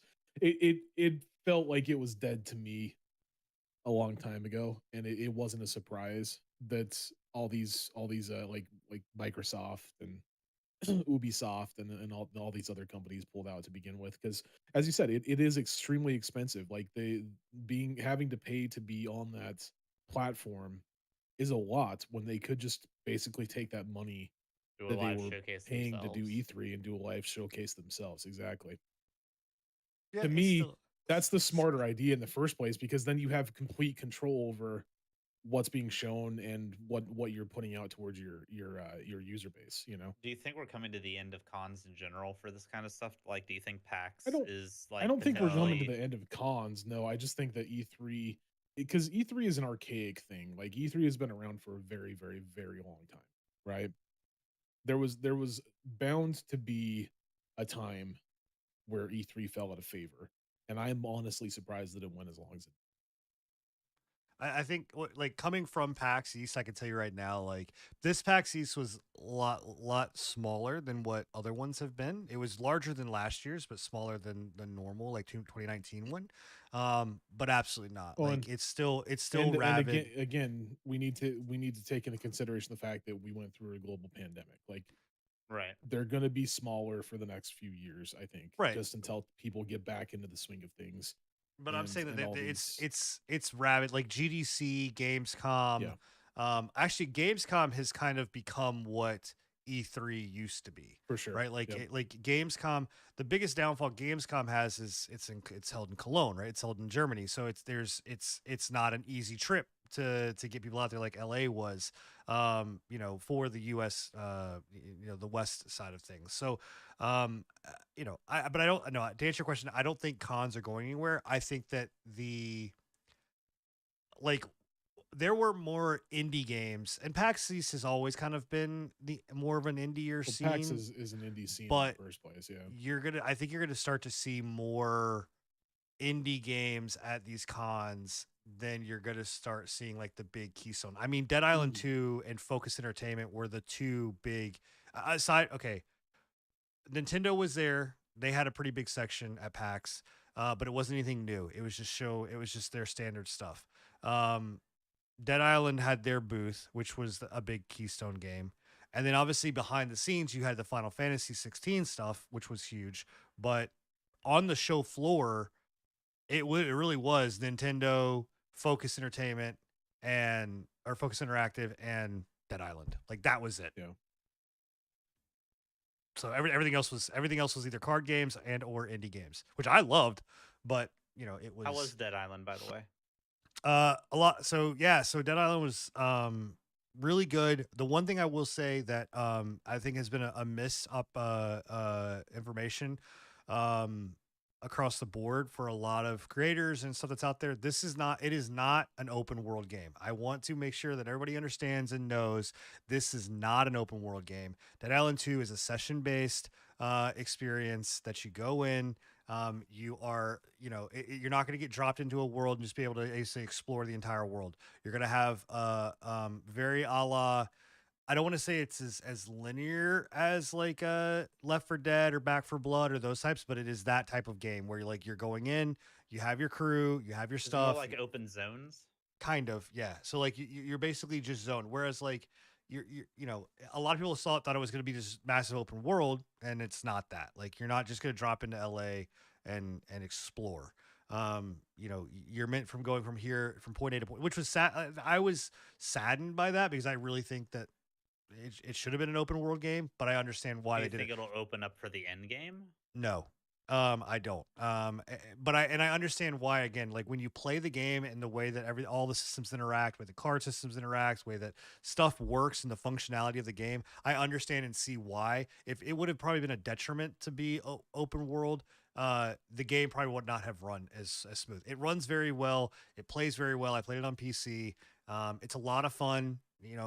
The problem that I think that this game is going to have is the longevity of it, right? When you have games like Dead Island 2, or I'm sorry, Dying Light 2, and this other kind of stuff, like what is the driving factor of how many times can I bash a zombie over the face and like cripple them in a certain way? It loses its kind of je ne sais quoi after a while, you know what I mean? So, No, I gotcha. but yeah.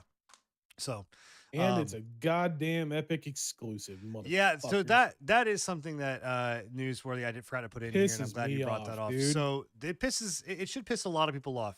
I don't think we're not the first place to talk about this. But we were definitely I think we were probably one of the first to find out about this. Was so Dead Island 2 all the way up until last week was on the Steam At page. least as far as we can tell. Right. Like as far as I found out, and as far as Sin was looking into, up until like I can't remember if it was It was last week or the Thursday. week before that. It was Thursday. Everybody was saying that it was Steam and Epic Games Studio or Epic Games saw launcher, whatever. And then come Thursday, right? It was magically pulled. You could not Suddenly find it on turned Steam, into and suddenly it's an turned Epic into an exclusive. Amazon and Epic Games exclusive. Yeah. So you cannot Interesting. you can't get it on Steam anymore. And people on, I'm sure, I've not looked up as of today, but I'm sure, I don't want to misspeak, but there was some controversy about refunds because the Steam was not allowing for refunds of that. The only way to get it at the time on Thursday was that you'd have to call your credit card company and cancel the purchase on there. So I don't know if that's been changed. I'm sure it has. But as of last Thursday, it was not that case. So yeah, it's an Epic exclusive now. So Enigma was excited about playing it and not so much anymore. So Yeah, it's one of those things where I'm just like, another one gets pulled by Epic Games, man. Another one gets pulled by, and they said that they weren't going to do that shit. That's the thing that cracks me up with Epic Games is like they're like, we're not going to do that anymore. We think that's really disingenuous, and we don't really want to do that. Did it again.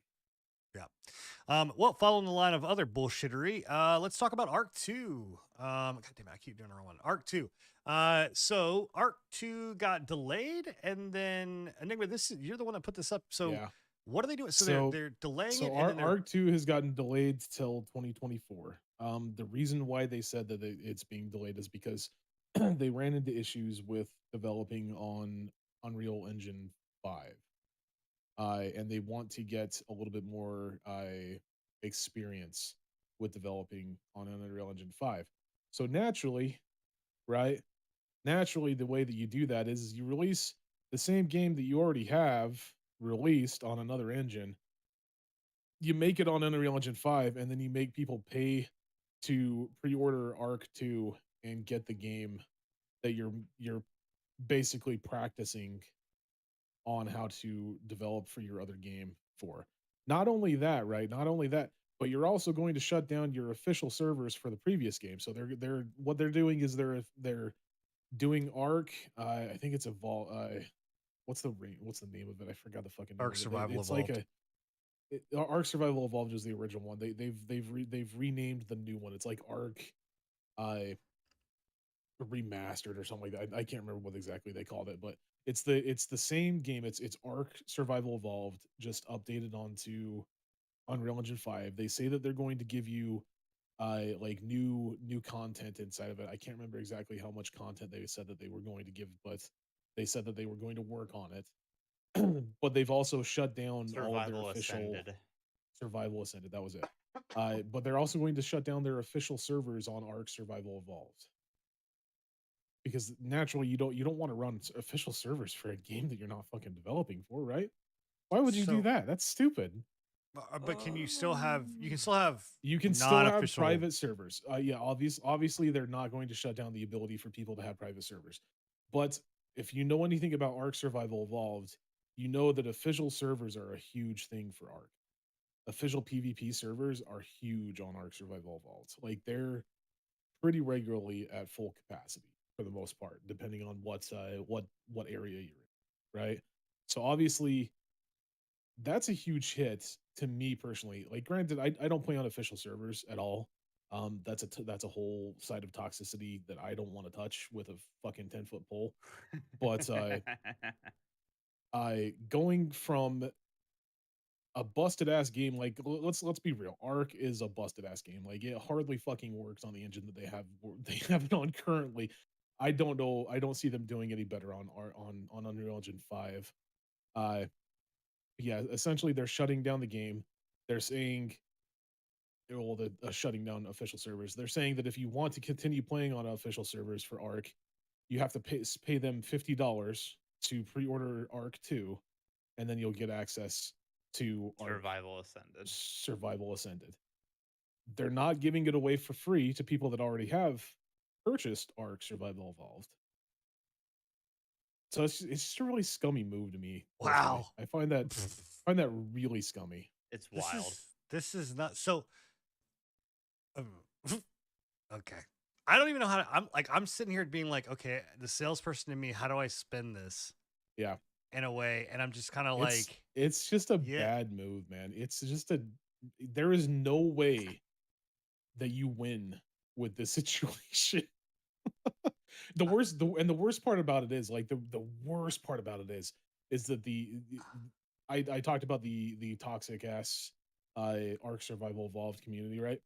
The worst part about it is that like a woman or like a person in a terrible relationship, the people that are currently being beat to shit by Ark Survival Evolved's developers over, being bent over and beat over the ass with their pay us money right now are being like, yeah, this is cool, this is fine, we're okay with this. Let's pay for another $50 for the same game that we already have, just on an updated engine. I don't that's know. the I don't crazy. see why you're That's having so many issues with it. Why are you pissed off about this? Shut up. Well, you don't even like playing the game, apparently. that's the crazy part to me is that it there. It's not even like there's a way to spin this and being like, oh no, you're all you're doing, you're pre-ordering Arc 2, but you're gonna get Survival Ascended. There is a way to spin it, How? kind of. How? Enlighten me, please. So if you don't own the original Arc and you're interested in Arc 2, you're basically getting Arc 1 for free. Right, but okay, hold on. So here's my okay. Hold on. If Am you I buy am I wrong, or am well, I because thinking well, this but the wrong? problem is that, and I'm reading through this article. It's not. You don't have to have owned Arc 1 No, to no, okay. you don't have to own Arc 1. But what about all the content that's already in Arc 1? Do you not get like all of the expansions, all that shit? Is that Yeah. coming over to Arc Survival Not that Ascended? I know of. I don't know. So We don't you're know. They've just essentially said that we're gonna practice on Ark Survival Ascension or whatever it's called. We're okay. gonna So, practice on how to develop in Unreal 5 to the, develop on it, Arc 2, essentially. it, Which pisses me off even further because Arc 2 was supposed to release in 2023. I, d- So so they I don't know how d- to develop in Unreal 5, but they were gonna release a game in 2023 Well, I mean, all we've in seen Unreal that. 5. We've seen that happen 1,000 times, right? Where it's just, I don't know. The new shiny Unreal Engine 5 has caused this issue to come up quite a bit. Where like, oh, they're like, oh, new Yeah. shiny, we want to go to that. I just, I don't. I, it, it, I'm broken. Yeah. I wish more game studios would do their own proprietary engines. I know that's like a lot to ask of a lot of studios. We all can't be Square Enix. Or Capcom. Yeah, your speechlessness is like when I read over that, I was just like, what the fuck did I just read? Wait, hold on. What is this? Wait. What is this? Ark Survival Ascended will launch by the end of August 2023. The full announcement has details which contains including the original game's main island, battle royale mode, survival of the fittest, and support cross-platform. But there's a battle royale mode in Ark. Yeah. It's not very good. Oh, thank God they brought that over. Fucking versus. Yeah. So Yeah, versus all the not other very maps. great. all the other content. Yeah, like that's my thing. It's like I don't think It that, is a huge blow if they don't bring over, like, if they're literally just bringing over the base Arc when they're like island. like Genesis and all this other kind of That's stuff. Right? crazy Like, because there's legit, like, if you didn't purchase all of those expansion packs on sale, that's like it's a lot of money. that's like a couple $100 at the very least just for fucking Arc DLC. Why wouldn't you just dude? This is such an easy. Somebody somewhere had the easiest job to knock this out of the park and just be like, you know what? We're gonna give all the people that bought the game the updated version to Unreal Engine 5. Like I you would have. personally think it would have been a better option than this because, like, right now, and especially since you're not only you're alienating the people that are playing the game right now, but moving into Arc 2, you're already alienating your player base because Arc 2 is going to be a completely different game from Arc Survival Evolved. Right. Right? According to what they're saying, Arc 2 is going to be more like a Dark Souls-esque melee focused game rather than what we have in Arc Survival Evolved, which is a survival multiplayer PvP game with dinosaurs, right? Wow, this is dumb. So it's just crazy. They're Yeah, just I have dumb. no like whoever's decision this was. It's just I'm Yeah, like, well, wow, okay. The like I said, the only literal way I can twist is if you've never played Arc before, don't own any of them, you are technically Yeah, but getting you're still it's a getting. suboptimal version of Yeah, that's what I was what about to say. You're still getting a suboptimal version because you can technically, if you get it on sale it'll right, look if you get it on prettier though. sale, you can get Arc in all of its, pretty much all of its DLCs for like a way to hundo, also maybe. split your fucking audience, man. To be like, yo, Yeah. I'm gonna go play Ark. Well, are you playing Ark Survival Evolved or Survival Ascended? Are you playing the UE5 version or are you playing the regular version? Like, It's the same Exactly. holy thing that shit. From Software and Bandai Namco did when they did Dark Souls and Dark Souls Remastered. Effectively, they ended up shutting down the original Dark Souls servers for Dark Souls Remastered, but like, Yeah, that's the thing it, is that this is not shutting down all the servers. It's just shutting down the official servers and well, forcing they those didn't people to shut go down over the to that. servers, but they made it so that you couldn't purchase the original anymore. But they haven't done that for Arc. Oh, yeah, Like you can still purchase Arc. maybe they will. Maybe I mean, they'll be like, I don't think so, Boo Boo. I really don't think so. it's technically a single player game at heart, right? hell no, Sure. it's not a single player game. Ark. Why not? Okay. Anyway, we're done. I'm This is trying my stupid. best to play the devil's advocate to this I because don't know, man. it's a pretty bad situation. It's This a is rough one, stupid. dude. All right. Well, moving on to other. Can we blame Vin Diesel? Sure, it's all Vin I'm Diesel's blaming fault. Vin Diesel. Yeah, I'm Uh, blaming Vin Diesel and that fucking sad song at the end of Because he's at like the the end of poster Fast. boy. It's been a long that was day. not. That's not. That was Wiz Khalifa. You moron. What I said the song. I didn't say fucking. Oh. I didn't say it was him. Oh. Uh. Moving on to the name of this podcast should just be bullshittery at its best. But then moving on to the next one is, Hello? huh? Hello. Hello. What? I don't know. Yeah, we hear you. Yeah, Okay. keep- I don't know. keep Bill going. said hello. So I was just like, Bill, can you hear us? Bill. Okay. All right. Well, we may have lost Bill. I think we lost Bill. He's okay. he's gazing off into the distance. He is purchasing forlornly. Arc. He's purchasing Arc 2 Survival He Ascended. heard the Wiz Khalifa song and Yeah. now he's just like, oh Man, we were just dropping like flies. Now it's just me and Enigma. All right. Well, the Take-Two Interactive has initiated a legal action against a team of mod developers who developed a project that involved a reverse engineering of Grand Theft Auto Vice City and Grand Theft Auto 3 shortly after the developers launched a Counterstrike on GitHub. Enigma, this was another one that you kind of brought up to wanted to talk about. I didn't bring this one up. This was Bill. It's interesting to see though. I do. It's not surprising to me because Take Two has done this a couple of different times, where they'll throw down like lawsuits and everything. I can't remember what the last one was. I think it was. Oh shit! I want to say it was GTA 5. Something about GTA 5. I can't remember what it What the was. It hell? was. What the heck are we doing? Oh, trying to get we my about camera saw some working, feet, 'cause bro. We about saw some Bill feet, bro. My my internet crashed, so I am back. Okay. I'm on phone. Hopefully the audio is not too shit. Oh goodness. No worries. Yeah, we're talking about the Take Two stuff that you posted. Oh, the Take Two stuff. Yes. So Oh. if I remember correctly, they did it for GTA 5. There was one that they had a cease and desist, and then they actually sent out like lawyers to bully this guy that was doing like mods or something for Take Two, one of the games for him. So this It is was not a surprise it was to me. Borderlands. Was it Borderlands? Okay. Yeah, he was That he was might have been diving where I was thinking. into leaked and hacked information, and Yeah. like basically he wasn't the one doing the hacking, but he was providing it on his channel, and they Exactly. basically shut him down completely, like just nuked his YouTube, nuked everything that he did. I think it's interesting the interesting part here is that how active Take Two is against this kind of stuff when you have Like literally the reason that GTA 5 is so fucking successful is because of modders in the no pixel community. Like Pretty much, to, man. to go so heavy into something, which I get, you know, you don't want information, whatever, but to reverse engineer, I mean, Grand Theft Auto RP or no pixel is completely a re-engineering of Grand Theft Auto. Like I don't at this point Yeah.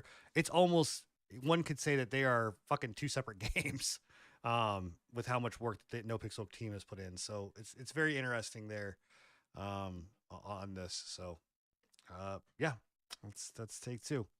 Um, moving on, some more bullshittery is Activision has started to DMCA and request removal of Call of Duty related content in the Fortnite creator mode. So if you're unfamiliar with what we're talking about here, inside of Fortnite, you have the ability, they launched creator mode has been a thing, but they launched creator mode 2.0, which has allowed for really in-depth, crazy stuff to be done.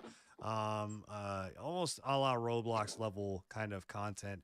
And what you are seeing here is an actual game inside of Fortnite that is essentially the Rust map, or not, yeah, the Rust map from Call of Duty.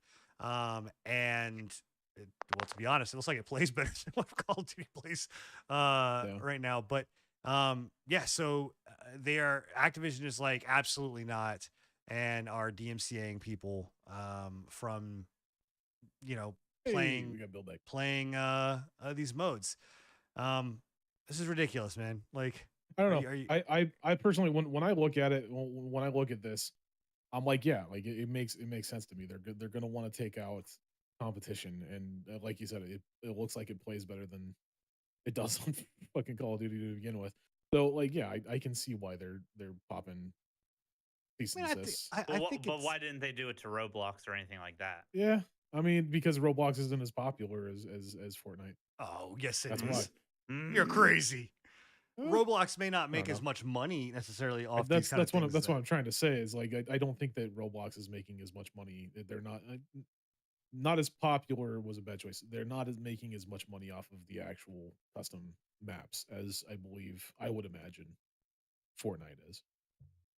yeah, I mean, I don't know. I think it's stupid. I think it's ridiculous. I mean, this is the Oh, it is stupid. ingenuity. 100%. The ingenuity of somebody that created something like this, where Yeah, Activision could have been like, "Yo, kudos! Like this is amazing!" Like no, you decide to go down the route of like DMCAing, and this is again more reason as to why like I am ready for this fucking acquisition to get done, and all these assholes at Activision to go away, and for Microsoft to step in and take over control, which still will be years and years after. It'll be at least 2 years Yeah. before we get rid of all the bullshit. But like this kind of stuff should be praised instead of being fucking torn apart or whatever. Like yep. someone took the time and effort to rebuild this in Fortnite creator mode. Kudos to you, man. Like I I don't it's ridiculous. I think it's stupid. So It's a Yeah, little bit of 100%. a weird take. Microsoft has I just saw something pop up that's like just now breaking on for another shitty take. Microsoft has just released that they are no longer allowing emulation on their Xboxes on in like retail mode. Um, I guess Nintendo has like went at Microsoft for having Nintendo emulation on their consoles. So they're just dropping emulation altogether, it completely doesn't blocking emulation on retail. Huh. it doesn't surprise me because those are supposed they opened this up. This was something that opened up back on the 360 era. Yeah. Late 360 era. Actually no, I'm sorry. There was the Xbox One era. The when they opened up the ability for regular retail consoles to be put into dev mode, which opened up the ability to allow emulation. It doesn't Right. surprise me. So, because before you had to get a dev kit, and then they were just like, "Oh, the idea at Xbox, well, great idea," but it opened up a world of a can of worms. So, I'm surprised that it took this long for Nintendo to actually care about it as much as they do. But I'm curious if this is going to go as far as them targeting Valve as well with the Steam Decks, because Valve was actively advertising the emulation capabilities of the Steam Deck and had Nintendo front and center. I would imagine that they would go after I'm surprised they're going after Microsoft and they're not going after Valve first because like that's a direct contender for the Switch, essentially. Yeah. You know, Well, Yeah. if you know what Valve's But gonna yeah, tell just them, 40, Valve's gonna, 40 minutes ago that got announced. So. Valve's gonna tell them to fuck off. They're not gonna care. no, I mean, I'm honestly surprised that Microsoft didn't tell them to fuck off. They don't care, other than the fact that With all this, Microsoft is going into a partnership with them for Call of Duty and shit. So well, Yeah, I with think that might Microsoft be the also only doesn't reason. need anything to make yeah, them they don't look need like any a villain. backlash right now. True. Right. Yeah. Like, so They're, that all, they're trying to get a deal. yeah, they're not gonna. They don't want to give any Sony any more or less ammunition than what they already have got or don't have. So Sony's throwing shit at him Speaking of, regardless, man. how about Redfall exclusivity? you know, what a Yeah, yeah. literally They just at need the- to let it it's- go, dude. Jim, Like, just let it he's go. not going to, man. He's not going to. Jimmy boy, just fucking let it go, bro. It's done. It's done. It's a done fucking deal. Well, dog. that and they yelled at the UK for or the yeah, the EU the UK board for like rights or flipping, whatever, yeah. And they were just Yep. like, "You guys didn't take your due diligence at due time." I was like, "Oh you my didn't god, do your job Like, correctly. What the fuck, man? Wow. It's comical. At this That's point. that's on par with what I would expect Sony, a tantrum from Sony looking like. I though. want Like, a documentary legitimately. about this. I need a documentary about this because it's just insane It's to crazy, me. dude. All right. Well, in the world of Sony, we can talk about this, which is while Sony is, also trying to fend off the acquisition of Microsoft and Activision, they are also reportedly working on a PlayStation cloud-based streaming handheld server or system. They also have said that it's Are they not PSP 2 Yeah, or so, PS Vita 2?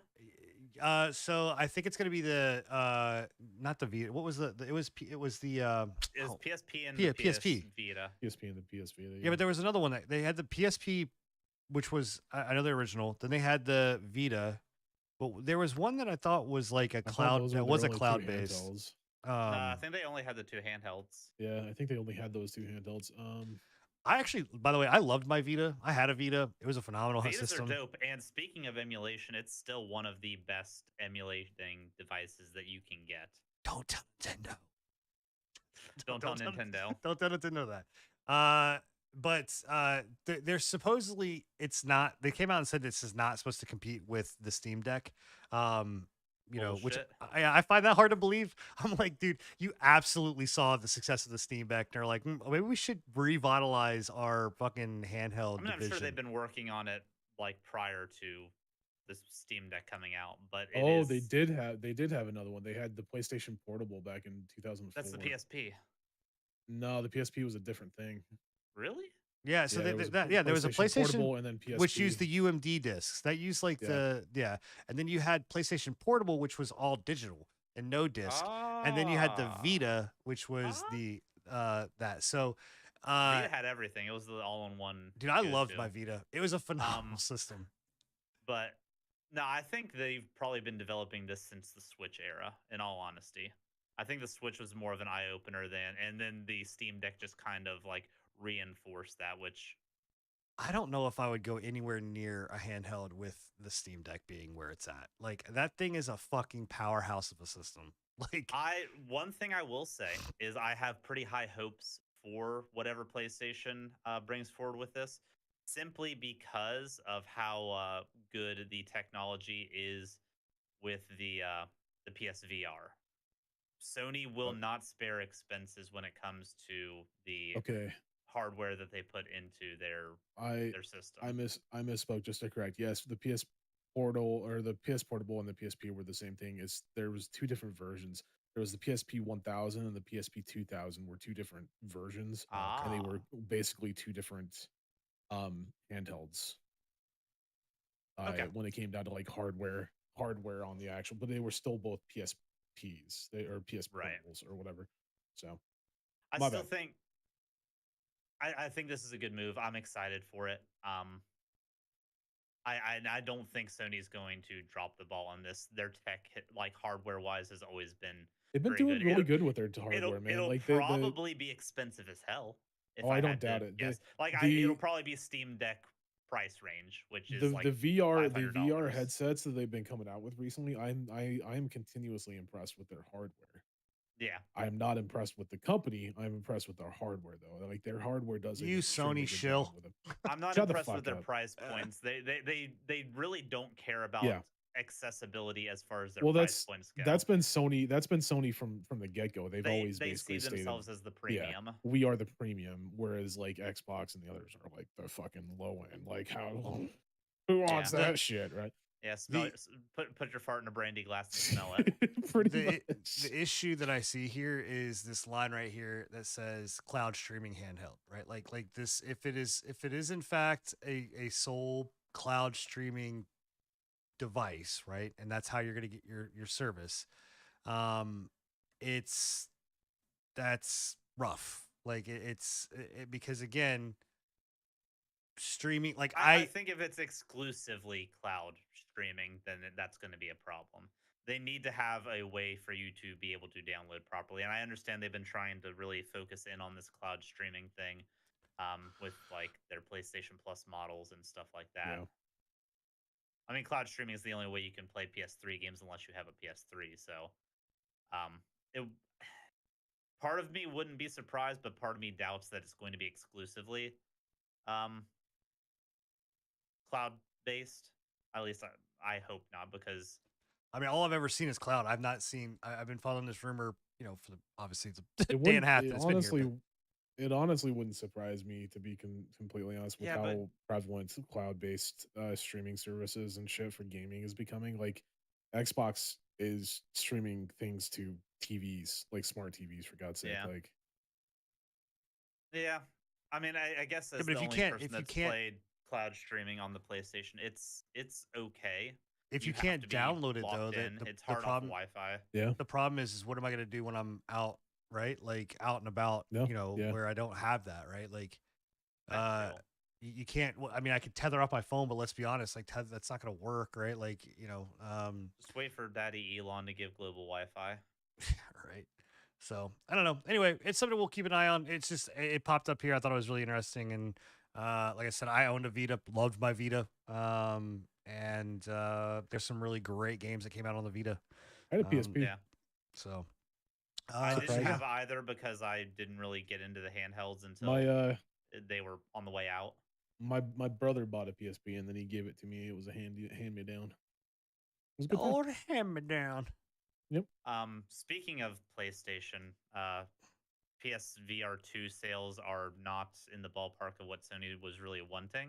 It's too And fucking nobody was- expensive. And, It's too and nobody was expensive, yeah. surprised with the price point. Like everybody that I've seen talking about it says this is the It's a great like hardware. it's great hardware. It is one Yeah. of the best experiences you can have in VR, but it is not accessible whatsoever. There's no way. Yeah, there's It's the on price par of another with- system. It's Yeah, so it's good that it's on people par with don't buying a mind new that system, it's wired essentially. in. If that Yeah. like explains how quality the headset is, but yeah, Also, it is they the could- price of another system. You know where they could have made some sales is release that bitch and made it fucking comparable on PC to be able like, yo, I could just plug into my PC and use this as my fucking VR experience. Like that I have a feeling that they will do that later, because that was the same thing that happened with the original PSVR. Was it wasn't available for the most part on PC, and then later on down the road it started to get ported over. Wasn't that modded though, or was that official Sony? It was support? modded originally, and then I think Sony popped it over for official. Okay. If I remember correctly. Well, Don't that's quote good. me on that. anyway. Yeah, that it doesn't. Like I said, when the fucking VR headset costs the same that Yeah. as the system, you're like, I get it. It's It's- a beefy piece of equipment, but Jesus Christ, like, Again, they see themselves as the premium. well, then they're gonna see their sales not go where they want them to go. Like, I mean, that, And you know. just so we're clear, when I'm talking about sales, Sony cares about. They were talking about the numbers specifically. It has done decent revenue wise, but it's just Yeah, because not. it's It's not it's showing the the numbers. that cost of an they entire wanted. console. It's Yeah. it's the user base. Like, A couple hundred or a couple 100,000 of those things are sold, and they've made just as much money as they've made off the PlayStation 5. so. Yeah. All right. Well, and our wrap up. If you have any questions, guys, make sure you put them in the chat. But our little quick hit section. This is our section of news that we talk about. Release it out there. May not be something that necessarily is worthy of taking up a whole segment, but we also make sure we want to get you guys information. Dark and Darker has been delisted from Steam. This is on the That back of this actually does. We might have to talk about this next week as well, because like I think it deserves a Good bigger, segment. bigger segment, because there's been a lot of shit that come to head on this. So yeah, I mean it's all based around the lawsuit stuff that we talked about. But they have been tweeting out saying that the play test is still going to happen and that they're going to get that out there. So I don't know how that How? works. I don't know. Yeah. Don't know.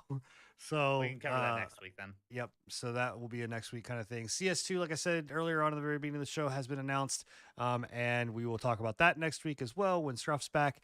Diablo 4 release time has been leaked. And we actually, if you pre-order the game for the deluxe or ultimate edition, you are going to get it now 5 days ahead of time versus the original 4.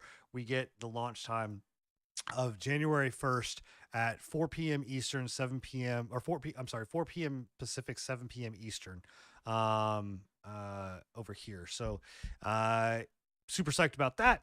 And then No Man's Sky, the Interceptor update, came out and has released. Again, just keeps on giving. dude, just keeps on does, man. going. Just keeps chunking it out, man. Just I'm keeps going. continuously surprised. And they're with not it. done. They are not done by Nope. by a long shot. They've still got a bunch of more updates that they're talking I have about. to, I have to wonder, like, one of these days they're gonna release and they're just gonna be like, yeah, that's the last one, we swear. And everybody's just gonna be like, what do I do with my life now? Well, I mean, they have another team working on another game. I know that. Like, but Yeah. but they're. I mean, I think they kind of said like, look, like we're gonna. I mean, honest to God, they could Well, wrap that rightfully game up. so. Like they could wrap that game and be like, we're I think done. that I think that they've definitely repaid the Dude. repaid their player base for the terrible launch conditions that it was put into, but definitely rightfully so. I think that they deserve releasing this kind of content for free. I Yeah. don't know. I would have a rough time with paying for some of the content just based off of entirely off of how it released. But Well, I'm I also don't know. too like I'm interested. I need to pull the sales numbers because I guarantee that every single time that they do this, man, they see a boost, a big boost in Oh, sales. they 100% do. They see. I wouldn't doubt that they see a boost in sales. I know that they see a huge boost in player base. Oh yeah, I know that they I see- re-downloaded the game. I was like, oh, let me go Yeah. back and see. So, I know that they see a huge boost in player base, based off of like their Twitch integration, where they do like the gifts from drops. Twitch or whatever. Yeah, the drops. Those are really big. Like the ships and the weapons and everything like that. Those are really fucking huge. yeah. All right. Well, there you go. Episode 79 is in the books. We went a little bit over, but obviously we had a lot to talk about. And so Final Fantasy 16. We had a lot to talk about. Jesus Final Christ, dude. Fantasy Yeah, if you guys 16, hadn't man. spent 15 fucking minutes on Final Fantasy 16, we've been right where we're supposed to be. Show. This guy complains about this, and then next week But he's it gonna breaks talk 5 about like games. 8 Bro, fucking next games. week Two you of guys them being better be Tetris. sit back because it's gonna be a One of fucking. them being a furry game. He's gonna I'm- spend and the the other first being a hour and a dating sim. half talking about games, bro. I can tell you right now, I've got 1, 2, 3, 4, 5, at least Jesus. like 6 games. I swear to God, I've been playing. How So. dare we capitalize on 15 minutes of his show? Goddamn. Yep, exactly. This is my fucking cast, motherfucker. Anyway, yeah. So, going around the horn. What do you guys? I mean, like I just said, I'm playing 6 fucking games this coming up week. I'm excited to get back into streaming. I've Lord. missed stream. Shut the fuck up, man. I've been. I'm just saying six new games. That's a lot. No, of it's games. not. Holy It's not shit. 6. It'll be 5, maybe. Yeah. I don't Still know. five Anyway. five new Anyway. games. That's a lot of games, man. Bill, what you got going on? What do you gonna be playing this week? I'm What's your playing through content? Nier Automata, which is been really fun. We finished up Replicant. We're doing Nier Automata. Nobody told me that it was the Souls-like, so yeah, that was a pleasant surprise. So I'm not gonna been really spoil any of enjoying it that. for you. Huh? I'm not gonna spoil any of it for you. Nah. I was just genuinely surprised that it's like a straight up Souls-like. So been enjoying that. Gonna keep going through with that. Gonna finish up Forspoken probably this weekend as well, because I still haven't finished that game up. But Nice. Hell yeah. Enigma. Definitely more Ravens Watch. I want to get into that and actually play through it, and I get the rest of the characters leveled up, see exactly what we get in the full release. I think I'm going to be playing quite a bit with Crow. Might see some more gameplay. I don't know. I'm thinking about uploading a little bit more gameplay to my actual YouTube. So Nice. we'll see about that. It's probably just going to be no commentary gameplay. So if you're not into that, obviously that's not going to be up your alley. But yeah, that's where we're going with that. If I can watch a game without having you talk, that's amazing. It's Hey right man, up my alley. that's what I'm saying. Like if I can watch a game that I don't have to hear my voice, I'm okay with it too. Oh my god. Other than that, we'll be talking about this game next week. We didn't have a lot of time to talk about it this week. Playing more Small Lands, Survive the Wilds. Been really enjoying that quite a bit. And then Wild Hearts. Wild Hearts new content update. They just they added dropped in content, a yep. completely new kimono. So gonna be definitely checking that out. So I gotta get back to that. Yep. Yeah, like I said, I've got a bunch. Meet Your Maker, been playing that. Been playing Liberty. thought you didn't like Meet Your Meet Your Maker. I thought you Maker. didn't like that. Is Yeah, that the I one thought that you're that gonna was be eating crow? I thought you decided. He- Yeah. What? I I think we just spoiled it. That caught me off guard, man. I was They like, caught what? me off guard. I was like, you fucking hated that game. I was Oh, bored shit. in bed and I was like, oh, Well, this game. masturbate like everybody else, goddammit. I didn't have the energy. I You're sick, God. so we'll give you a pass on that. But yeah, I didn't realize you were that sick. yeah, My bad. Didn't mean to spoil it, but Meet Your Maker. I've been enjoying it. I've been playing it and enjoying it. So On the Steam Deck? on a Steam Deck's a little rough. There's some dead Yeah. zone stuff that you got to get fixed. Okay, but, we can talk about it next yeah, we'll week. talk about it. Anyway, Yeah, we'll talk bunch about of- it next like I week. said, a bunch of new games. And I'm coming back to streaming. Should be live. Hopefully, fingers crossed tomorrow. I'll be able to go live and then back to normal.